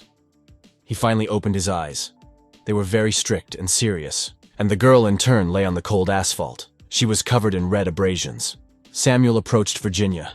He pointed his sharp sword at her, and he said that she sacrificed her rank and withstood only 3 of his blows. The guy continued to mock her, saying that the adept of the halls of justice is so wretched that he hides behind the woman's back, to which the girl immediately replied that he himself was an adept of the halls of justice until he became the watchdog of the Huan clan. Samuel exclaimed that all this was in the past. For now, all that matters is how influential the Huan clan is. He added that he doesn't think he's any weaker than a bee. Even so, he was still assigned to these worthless halls of justice. And I turned around and thought that these conservatives always make life difficult for others. He, in turn, was lucky that the Huan clan appreciated his strength. Samuel took the girl by the hair and said that if the Huan wanted to get rid of one freak, then who could stop them? Then a loud voice was heard. The kid said he'd have to get rid of it. There was a strong blow, explosion, fire, and smoke. It was a powerful force, pieces of asphalt scattered around. This was the main character. He appeared unexpectedly returning from meditation. He said that he just lingered, taking the girl in his arms. He looked at her with a serious look, and he asked to leave these guys to him. Then Virginia looked at him with a tender gaze, and she obediently replied that it was fine, she would do so. Bill said that the guy couldn't level up in just a couple of moments, even taking into account the pills. Then, out of nowhere, a fat man appeared with his heavy, powerful bat, and he raised it over the boy's head, and with a scream, he began to lower it directly onto the main character. Everything lit up around, like bright yellow lightning around a round bat. Then the boy stopped the bat with one hand, and he said that the head gave him the sword of the Starry River so that he would bring justice. Martin continued to say that the repeated assault on the halls of justice adept. This is a very serious crime, and for this he will have to be executed. He looked sternly at the frightened fat man. The guy screamed in pain. The main character gave him a hard time and he flew off. Blood sprayed from the fat guy's mouth. He was amazed by Martin's strength. And the boy, in turn, spread his arms to the sides.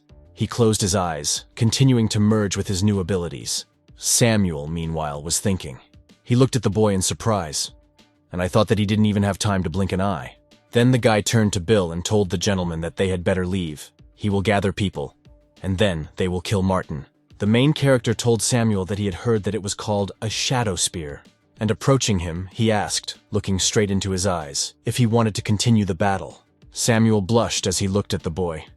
He thought that if he did not agree, he would fall in the eyes of others, and if he takes the fight, he will die. Other students began to ask if Samuel was scared. One of them replied that he was the strongest spearman in the inner gate. How can he be scared of a newbie? Bill, running away from the territory, exclaimed for the guy to fight, and he will go for help. Then the main character got angry. How is this guy going to escape? After all, he himself provoked the fight. Samuel attacked Martin sharply with his sharp weapon. He said that he was his opponent, and the boy managed to dodge this blow in time. Then the main character turned around with lightning speed. He pulled out his sharp sword given to him. Samuel's face changed. He grimaced as if someone had stepped on his callus, and he clenched his weapon as tightly as possible. Martin turned to him and said that he was really just a sucker for the Huan clan. His sword in his hands glowed blue. The enemy told the main character that few people know that he has mastered the technique of fighting with 2 spears. Although they are both level 10 chunmai, he has more experience. And he continued that even his Dianxian technique would not help. He took out his second weapon. He changed, as if turning into a bird. He looked like an eagle. Everything around glowed with purple light. The bright rays sparkled with a light haze, to which the main character said why he got it. And he looked at the guy with a very stern and self-confident look. The huge bird was already approaching closer and closer to the boy. He said, holding the sword in his hand, that he did not have the 10th level of chunmai. Samuel, flying up to him, asked again, "What did Martin say, your level is not 10? And Martin continued to say that it doesn't matter. After all, he is sure that his opponent will soon lose. The boy looked at Samuel and told him with complete confidence that there was no way he could defeat him. To which the guy asked Martin where he got so much confidence from. He smiled sarcastically and began to approach him faster and faster, squeezing the weapon in both of his hands at once. He couldn't understand why his hands were shaking so much. And I began to think about options. Was it really Martin? He paused a little. Has the boy reached a level that he cannot comprehend? The guy was very surprised. He couldn't figure it out. Samuel screamed in horror. He was simply in great confusion. This time everything around was much brighter and more interesting. Yellow rays merged with violet ones, piercing the sky. After which, everything suddenly went out. A guy named Samuel fell onto the cold asphalt. Only a thin, transparent smoke emanated from it. The main character said, turning to the enemy, that he could not withstand even one of his blows. What can we say about the following? And he added, putting the sword to his face, that Samuel now saw the difference in their skills. The enemy grimaced into an evil smile. His eyes were full of rage. He decided that he had to bide his time until reinforcements arrived. He somehow rose to his feet, and he asked the boy to show him everything he could. After which, he suddenly fell to his knees in front of the main character, and hugged him tightly by the leg. He began to cry bitterly. He said that he too was once an adept of the halls of justice and hated all villains. But life is too complicated to live it according to all the rules. That's why he pretended to be with the Huan clan. The boy could not understand that Samuel gave up so quickly. He looked at him with a pitiful look, and the guy continued to say that now that a hero like him has appeared in the halls of justice, he is ready to return and be punished. And crying even more, he asked Martin to give him a chance. He looked at him with hope, but there was a lie in his eyes. The main character realized that there was something fishy here. This lying guy is just stalling for time. In turn, Samuel thought that he needed to stall for time a little more, and he would definitely be saved. Then Martin leaned over to him as close as possible, and asked why the boy was shaking so much. Samuel began wiping streams of sweat from his forehead. He said that he simply admired the strength of the main character. It was certainly a pitiful and funny sight. Merida suddenly appeared next to Martin at this time. She explained to him that a strong enemy was approaching, to which the boy immediately said to Samuel that he was just stalling for time and stuck his sharp sword right in front of his cowardly face. Samuel replied that he had already given up, so the boy could not kill him. He was even more frightened. After all, Martin was unshakable. He told the enemy that he could not, and after a short pause continued, that this is the Huan clan. And he moved his sharp sword towards his face, closer and closer. The boy cut off both hands of his arrogant and cowardly opponent. It was very cruel, but fair. Samuel started screaming that Martin had cut his tendons. The Huan clan will not let him get away with this. The guy shouted after Martin that he would regret this. He will bring him down from heaven to earth. He will spend the rest of his life in the circuit at the clan gates. The main character took Virginia in his arms and said to Samuel, throwing a sidelong glance at him, "What did he already get?" Martin told him to try to survive first. And there, you will already see what's what, although it's understandable. The guy said after him that as soon as he regained his strength, he could barely gather his thoughts, since the pain did not give him peace. As soon as he recovers, he will immediately destroy the boy. He clenched his teeth and cast a glance full of anger and hatred at Martin. Then suddenly someone approached him, and he continued to lie on the hard, cold asphalt. Only his legs were visible from below. He looked like a coward and a weakling. It was his master who came, the eldest lord of the Huan clan, whose name was Tad. Samuel turned to him. The gentleman told the boy that he not only lost to Martin, but also disgraced the clan by allowing him to escape. And this is simply unacceptable for him. This is baseness. The guy began to ask for forgiveness from the gentleman, and he began to explain that Martin used some forbidden technique and was instantly able to surpass him in level. He was stalling until the last minute. He asked to give him a golden life extension pill. Then he will recover and destroy him. He begged, crawling towards the guy like a beaten dog. Then, Mr. Ted began to approach Samuel. He was very strict. His gaze expressed contempt for the guy. He saw in him a weakling and a non-entity. He grabbed him by the hair and called him a pathetic dog. And he added that he was of no use, even if he doesn't dream of a pill. He looked him straight in the eyes, seeing a pathetic weakling in front of him. And he told the guy that he was completely useless, so we just had to finish him off. And Ted ordered his people to meet with the four. They followed their master's words. After all, their master would never have gone alone against this brave, self-confident guy. He continued to say that by joining forces, they would be able to destroy the main character. His people agreed with him, and now we see a large bright building. A clear sunny day, fluffy green trees are pleasing to the eye. A girl named Virginia lies on the bed. She was resting calmly after such a difficult battle. After all, she suffered a lot in this battle. She heard the door creak and immediately woke up. The girl called Martin. She realized that it was he who came to visit her after a difficult battle. She got up from the bed and looked at the boy. He sat not far from her, watching the boiling vessel. They looked at each other. At the same time, their gazes met. "What is it?" Virginia thought. The main character thanked the girl for making such sacrifices for him. The girl became embarrassed, and she said okay. She said that he could rely on her. She is also a strong adept of the inner gates. How can she offend him? The main character said that she was simply keeping her promise, but he was already hoping for something else. Then she looked at the boy again. And not understanding a little what he was talking about, I asked again, hoping. Martin scratched the back of his head with his hand and laughed and said that he thought that she liked him, and asked for forgiveness. Here the girl suddenly became even more embarrassed. She asked to stop and hesitated, as if not knowing what to answer.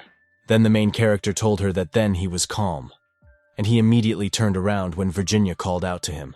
She decided to ask Martin if his heart was occupied by someone in his life, and she looked at him embarrassed. Her cheeks glowed red, to which the boy replied that he was busy, and he would not hide it from her. And he glanced at her with an honest, serious look. He continued to say that he had been in love with a girl named Olivia since childhood. He explained that if he got to Feng Yun's meeting, he could bring her back. Virginia put her hands on him, and she told the boy that she understood everything. Pushing him away, she asked Martin to leave. After all, she needs to rest.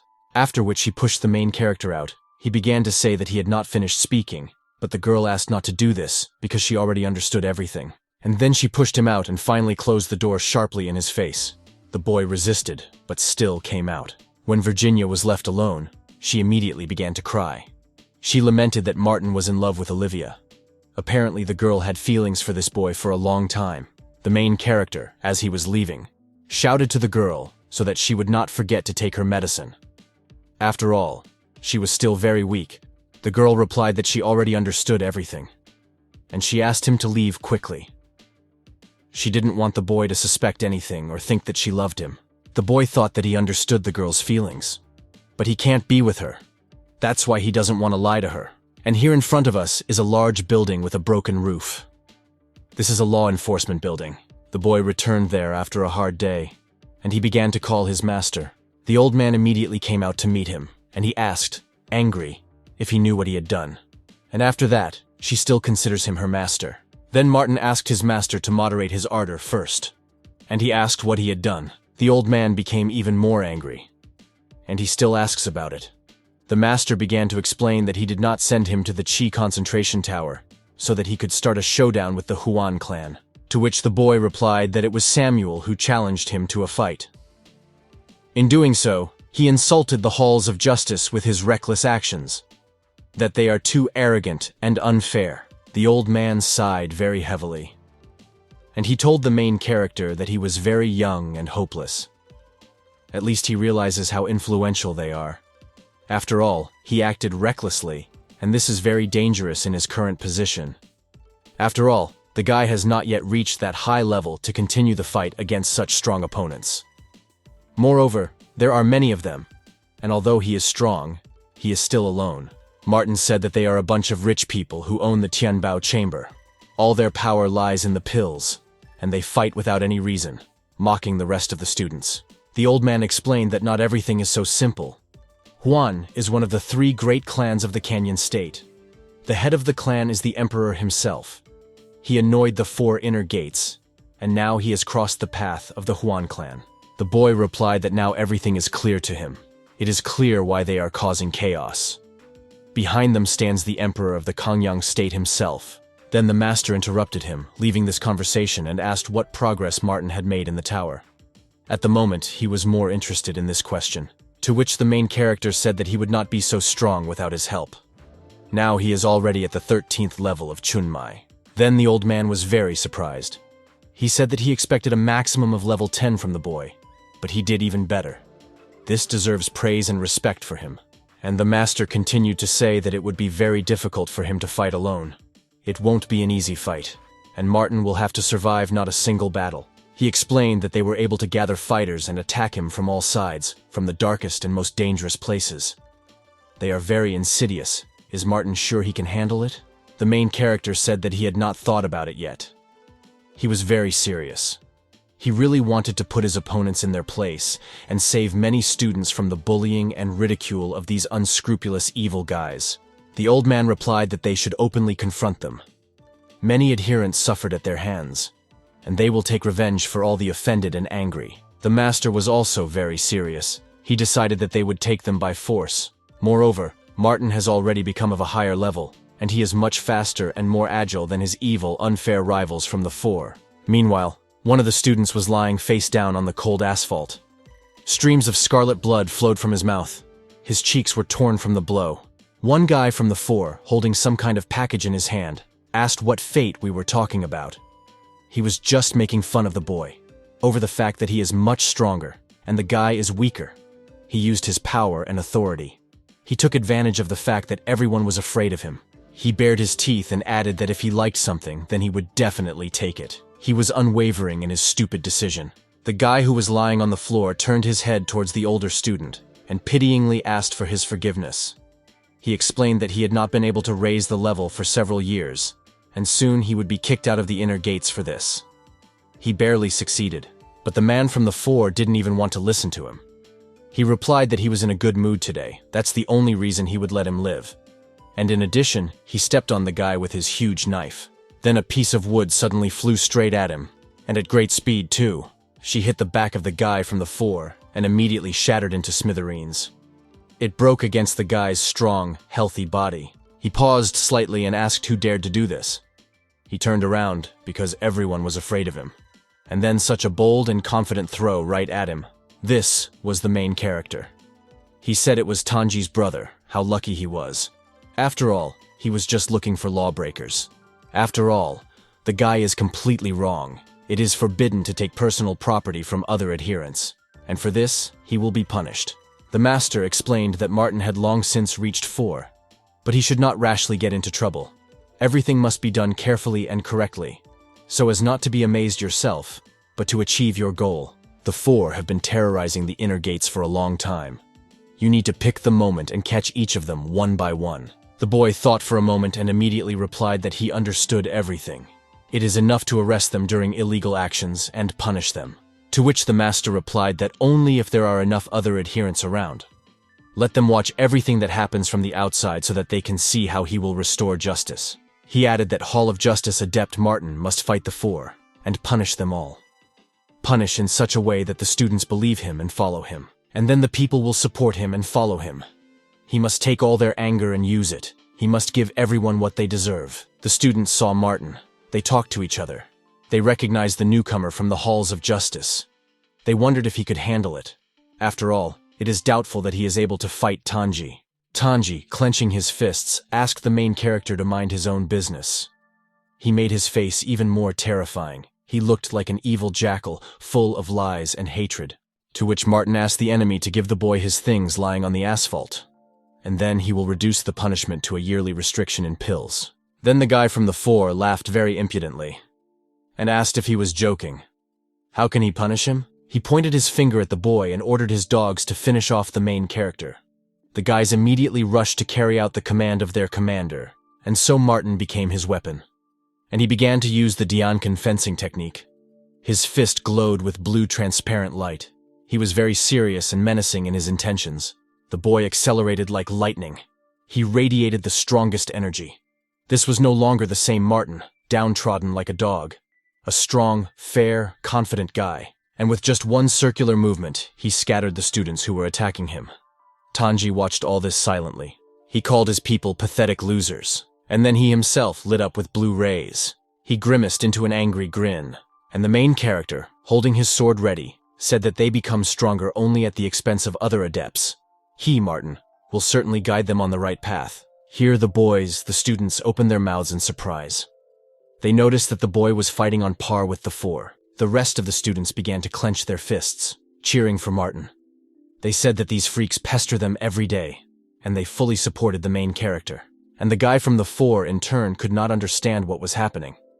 After all, until recently, he was only the 6th level of Chunmai. He rose quickly, and then Tanji exposed his torso, which shone with yellow rays. And he said that he is Tanji, possesses the spiritual power of the 12th level of Chunmai, with unbridled secret rank flesh. Let's see how long Martin can show off. To which the main character replied, looking intently into the eyes of the enemy, that he would lower him from heaven to earth. The master, in turn, has already indicated to the boy who his first target is. It was exactly the guy from the Tanji 4. To which Martin answered the master that this guy is very strong. Why doesn't he start with someone weaker? Then the old man replied that even though he was strong, Martin was no weaker than him. He must defeat him. Tanji is erratic and angry. Adherents feel the greatest hatred precisely for his person. The main character answered the old man that he heard that he has unbridled flesh of a secret rank. He cannot be defeated with a sword. And he asked what he should do in this case. The master began to explain to the boy and poked a piece of wood into his neck and chest area. He said that Tanji's cultivation was inferior to him, but unbridled flesh was much stronger. Then, nevertheless, he is not impenetrable. His weak spot is his throat. And you just need to find a moment when the guy's distracted. At this moment, you need to hit him right there. Tanji exclaimed that the boy could not break through his defense. The Star River sword didn't even scratch him. He clenched his strong fists and began to attack the boy. Flying towards him like lightning, he delivered a powerful blow. But Martin, as always, very deftly and skillfully dodged. The asphalt shattered into small fragments, and the main character stood in front of the enemy, drawing his sharp, sparkling sword. The guy from the 4 clenched his teeth. His eyes glowed yellow, like a snake's, and he asked the boy if he would just keep dodging like a little rat. And he attacked Martin again. Only this time the guy covered himself with his sparkling blue sword. Sparks flew from the impact, and Tanji's blow was repulsed and aimed at the hard asphalt, which broke again, as easily as if it were a paper house. The enemy clenched his powerful fist again, and he told Martin that he would grind him into powder. After all, his spiritual strength will not dry up from his pathetic errands. He continued to threaten the boy and say that he has enough spiritual stones to replenish chi. And with a cry of begging for mercy, he again attacked the boy. Martin again deftly dodged. The asphalt continued to tremble from such powerful blows. Tanji began to fall under the asphalt. He was simply flying down somewhere. The guy couldn't understand anything. Why is there emptiness underground? Why did he lose his control and just fly somewhere? The main character followed him down. He explained that he did not intend to use up all his spiritual power. The boy had already gone down to the enemy. He said he just wanted to bide his time. Tanji only managed to shout something and began to fall even faster from Martin's next movement. Shards of asphalt flew around them. The enemy began to scream more and more because he was hit in the throat. The main character broke through his defense with one deft movement. It was a very beautiful battle. A powerful explosion. Fragments of stones scattered around. Blue, bright lights sparkled all around. Tanji fell with all his might, hitting his back against a pile of stones. He said that some kind of trash was able to defeat him. He couldn't come to terms with this. All the students gathered around a huge hole made by a fierce battle. They exclaimed that Martin had done it. Defeated Tanji, one of the four. The main character pointed his sharp sword at the guy and asked him to give him his fate. Only then did he promise to spare him. To which the enemy answered him that he was too carried away by the battle and missed his sneaky move. He said he wouldn't lose to trash like Martin, and growling, he asked the boy to fight again, once again, to see who has more spiritual power. He was ready to take this step, just so as not to show his weakness.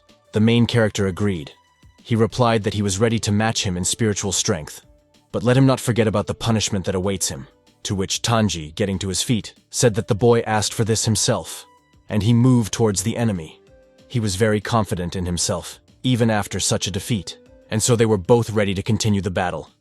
Clenching their strong fists, they flew at each other. Everything sparkled around. Two powerful forces, two strongest energies met. Rays of light flew upward like a red-blue fountain.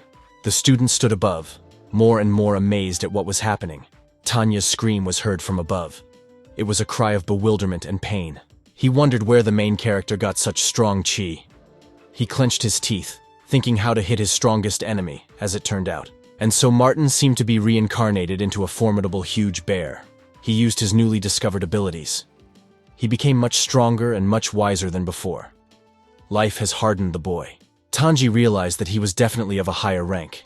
He's clearly not a level 12th Martin. And then, staggering, he fell to his knees from a powerful blow. Martin looked at him with a pitiful look, and he asked if that was all or if there would be a continuation. After all, he already considered himself a winner, to which the enemy replied to the boy that he was surrendering. After which he simply collapsed on his face, hitting the hard stones. The students started talking. Tanji is on the 12th stage of Chunmai. Is Martin really stronger than him? The second one said that Martin might be on the 13th stage. Then he is equal in strength to the mentor of the four. Everyone around exclaimed that Martin had won. The boy, in turn, was already jumping like lightning from the hole made in the battle. The students kept shouting that Martin had defeated Tanji. Everyone said it was just incredible. This cannot happen. This is a chance for the future. Then the boy, who was lying on the asphalt, immediately ran up to the main character. He thanked him from the bottom of his heart for standing up for him, to which the boy replied that the halls of justice are always on the side of the law, and the guy's fate belongs only to him and no one else. The student was very surprised that Martin took his destiny from Tanya and even returned it to him.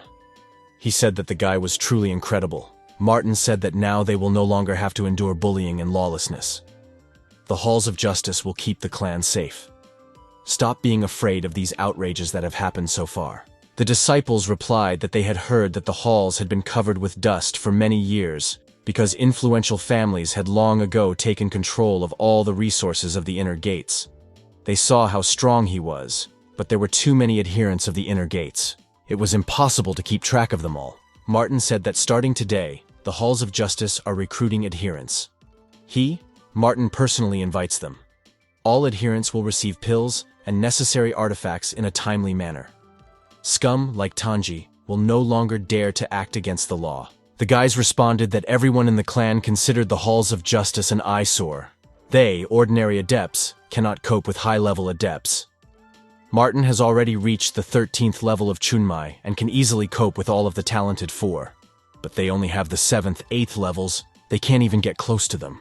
Another disciple said that year, the halls of justice had wronged the Huan family, and 10 high-level adepts were killed. If Martin calls them to join the halls of justice, he wants to send them to certain death. Then one student began to raise his hands up. wanting to enter the halls of justice. Others wondered if he really didn't value life at all. The main character noticed that it was the boy whose fate Tanji took away, who wanted to be the first to enter the halls of justice. He said that boy, his name was Justin, and if it weren't for Martin, Tanji would have gotten rid of him long ago. He found it in a bottomless lake and asks to accept its fate as gratitude. Martin said that he was only performing his duties as an adept of the halls of justice, and he should not take everything so personally. To which the guy replied that it was of no use in his hands anyway, and by entering the halls of justice, he will be able to enlist the support of Brother Martin. And he asked to accept this artifact. Then the main character still agreed to accept the gift from the boy, since he was so persistent. The guy asked what they would do with that guy from Tanji's fort, who was at the bottom of the pit. The boy replied that the master said that you can't kill this guy yet, but you can't just leave him here either. The main character looked at the guy who gave him the artifact, and he asked him to personally deal with that person. Tanji wanted to say something, but immediately fell silent. He was still in a lot of pain. He asked the boy who came in blue to sort things out, not to kill him. He again admitted defeat and gave up. He continued to beg for his life, and he said that he would give all his pills and artifacts. Martin was already climbing the steps towards the halls of justice. A boy followed him. He thanked the main character, and he said that since he entered the inner gate, this is the first time he has been so happy. The guy continued that this Tanji from the Talented Four received from him in front of everyone. How much his reputation suffered. Martin said that he prepared very well to defeat Tanji, but he was not at all happy with the result. The guy said that he had defeated Tanji in front of so many adepts. Soon this news will spread throughout the clan. Shouldn't he be happy? The main character agreed with him, but he added that he expected more people to join the halls of justice, and he was the only one who entered. At this time, the boy's master suddenly appeared. He said that this alone is already good. Martin told the foreman that he did everything as he ordered, but he was unable to gather a larger number of adherents. Moreover, Tanji escaped. Their plan failed. The old man began to calm Martin down. How it failed? Isn't this guy with them now? The guy answered the master that he wanted to become as strong and brave as Martin. Wants to protect other adherents. The old man laughed and said that this was very good. Martin showed his strength and punished Tanji in front of many adepts. Proved that killing scum like Tanji is not the answer. Now this guy and others will follow suit. Such matters are not resolved in one day. The Talented Four terrorized the inner gates for 3 whole years. During this time, many began to hate them. Of course, there are those who side with these degenerates. If you just kill Tanji, they will begin to take revenge. Everything that happened today is far from a failure. It's even a success. He became a beacon of salvation for all those in need. And when they completely lose hope, they will look for the support of this beacon. Martin told the master that he understood him. As soon as the four take up their dirty deeds again, those who need help will appear. The master replied that the morning is wiser than the evening, and he sent the guys to rest. And tomorrow they will go to the Chamber of Heavenly Gifts. The main character replied that it was good, and he asked the master to go and rest too. The old man looked at the leaving guys in deep thought, and the guys were quietly talking about something. The master thought that he had very high hopes for the main character. At this time, the four's mentor became very angry. He asked his servant who dared to do this, coming from the Huan family. To which the guy sitting on his knees in front of him replied that it was Martin. This mentor was very surprised. And I didn't even believe the boy. He said there was no way this could be. The guy insisted it was Martin. He said he did not know what exercises he practiced upon entering the inner door of the law enforcement room, but he noticed that his cultivation base was so comparable to his mentor. The guy on the throne got angry. How can his cultivation base be comparable to a mentor? Even a cultivator like Muhammad. Martin entered the inner gate only a few days ago. Here a girl from the four intervened in the conversation. She said that she heard that the old man, the master from the law enforcement hall, gave Martin all the elixirs and spirit stones that he had accumulated throughout his life. The man who seriously injured the Huan thugs was also the main character. After these words, the mentor slammed his fist on the table and promised to kill this piece of garbage. This will be revenge for his older brother. Then a guy entered the open door of the room. He asked who made him so angry. The boy walked in, opening the door as wide as possible, and asked how the mentor was doing. Then the mentor was very surprised to see the boy. He asked Bill what he was doing here, to which Bill replied that their Huang clan had sent people to invite him many times. They wanted to discuss together how to deal with Martin, but there was no answer. so he came in person. The mentor asked not to mention Martin. He said it shouldn't be done. If it weren't for the Supreme Master's relationship, he would have finished him off long ago. Bill immediately laughed and asked if this was not worth mentioning. He thinks that he is not Martin's opponent at all. Had he really improved his cultivation base in a short time? If he dares to touch him, he will declare war on the Qing Yun sect. To which the boy Bill laughed and asked if these guys had enough courage. Then the mentor grabbed the boy by the chest and, looking into his eyes, asked what he had just told him. Bill, not the least bit frightened, answered him that he said what the mentor heard. The mentor let him go and said that the boy was really annoying him. Bill called out to his assistant and asked him to bring a chest closer to him.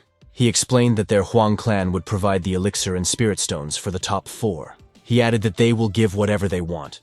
They just need to use the rare and exotic treasures in Tianbao Pavilion as they wish. The mentor said that his Huang clan had never dealt with them. Why is he so generous today? Bill clenched his fist and explained that the goal was very simple. Join hands to deal with Marino. He wants the main character to die without burial.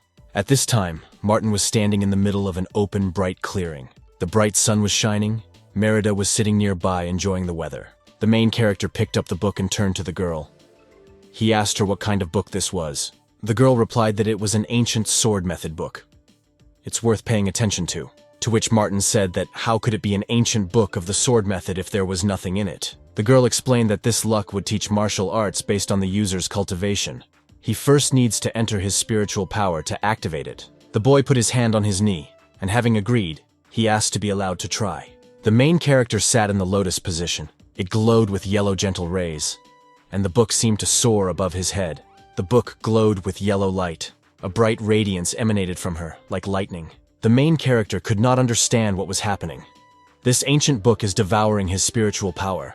He sat in the lotus position for a short time. The sun's rays pierced him very strongly, and the boy, unable to bear it, screamed.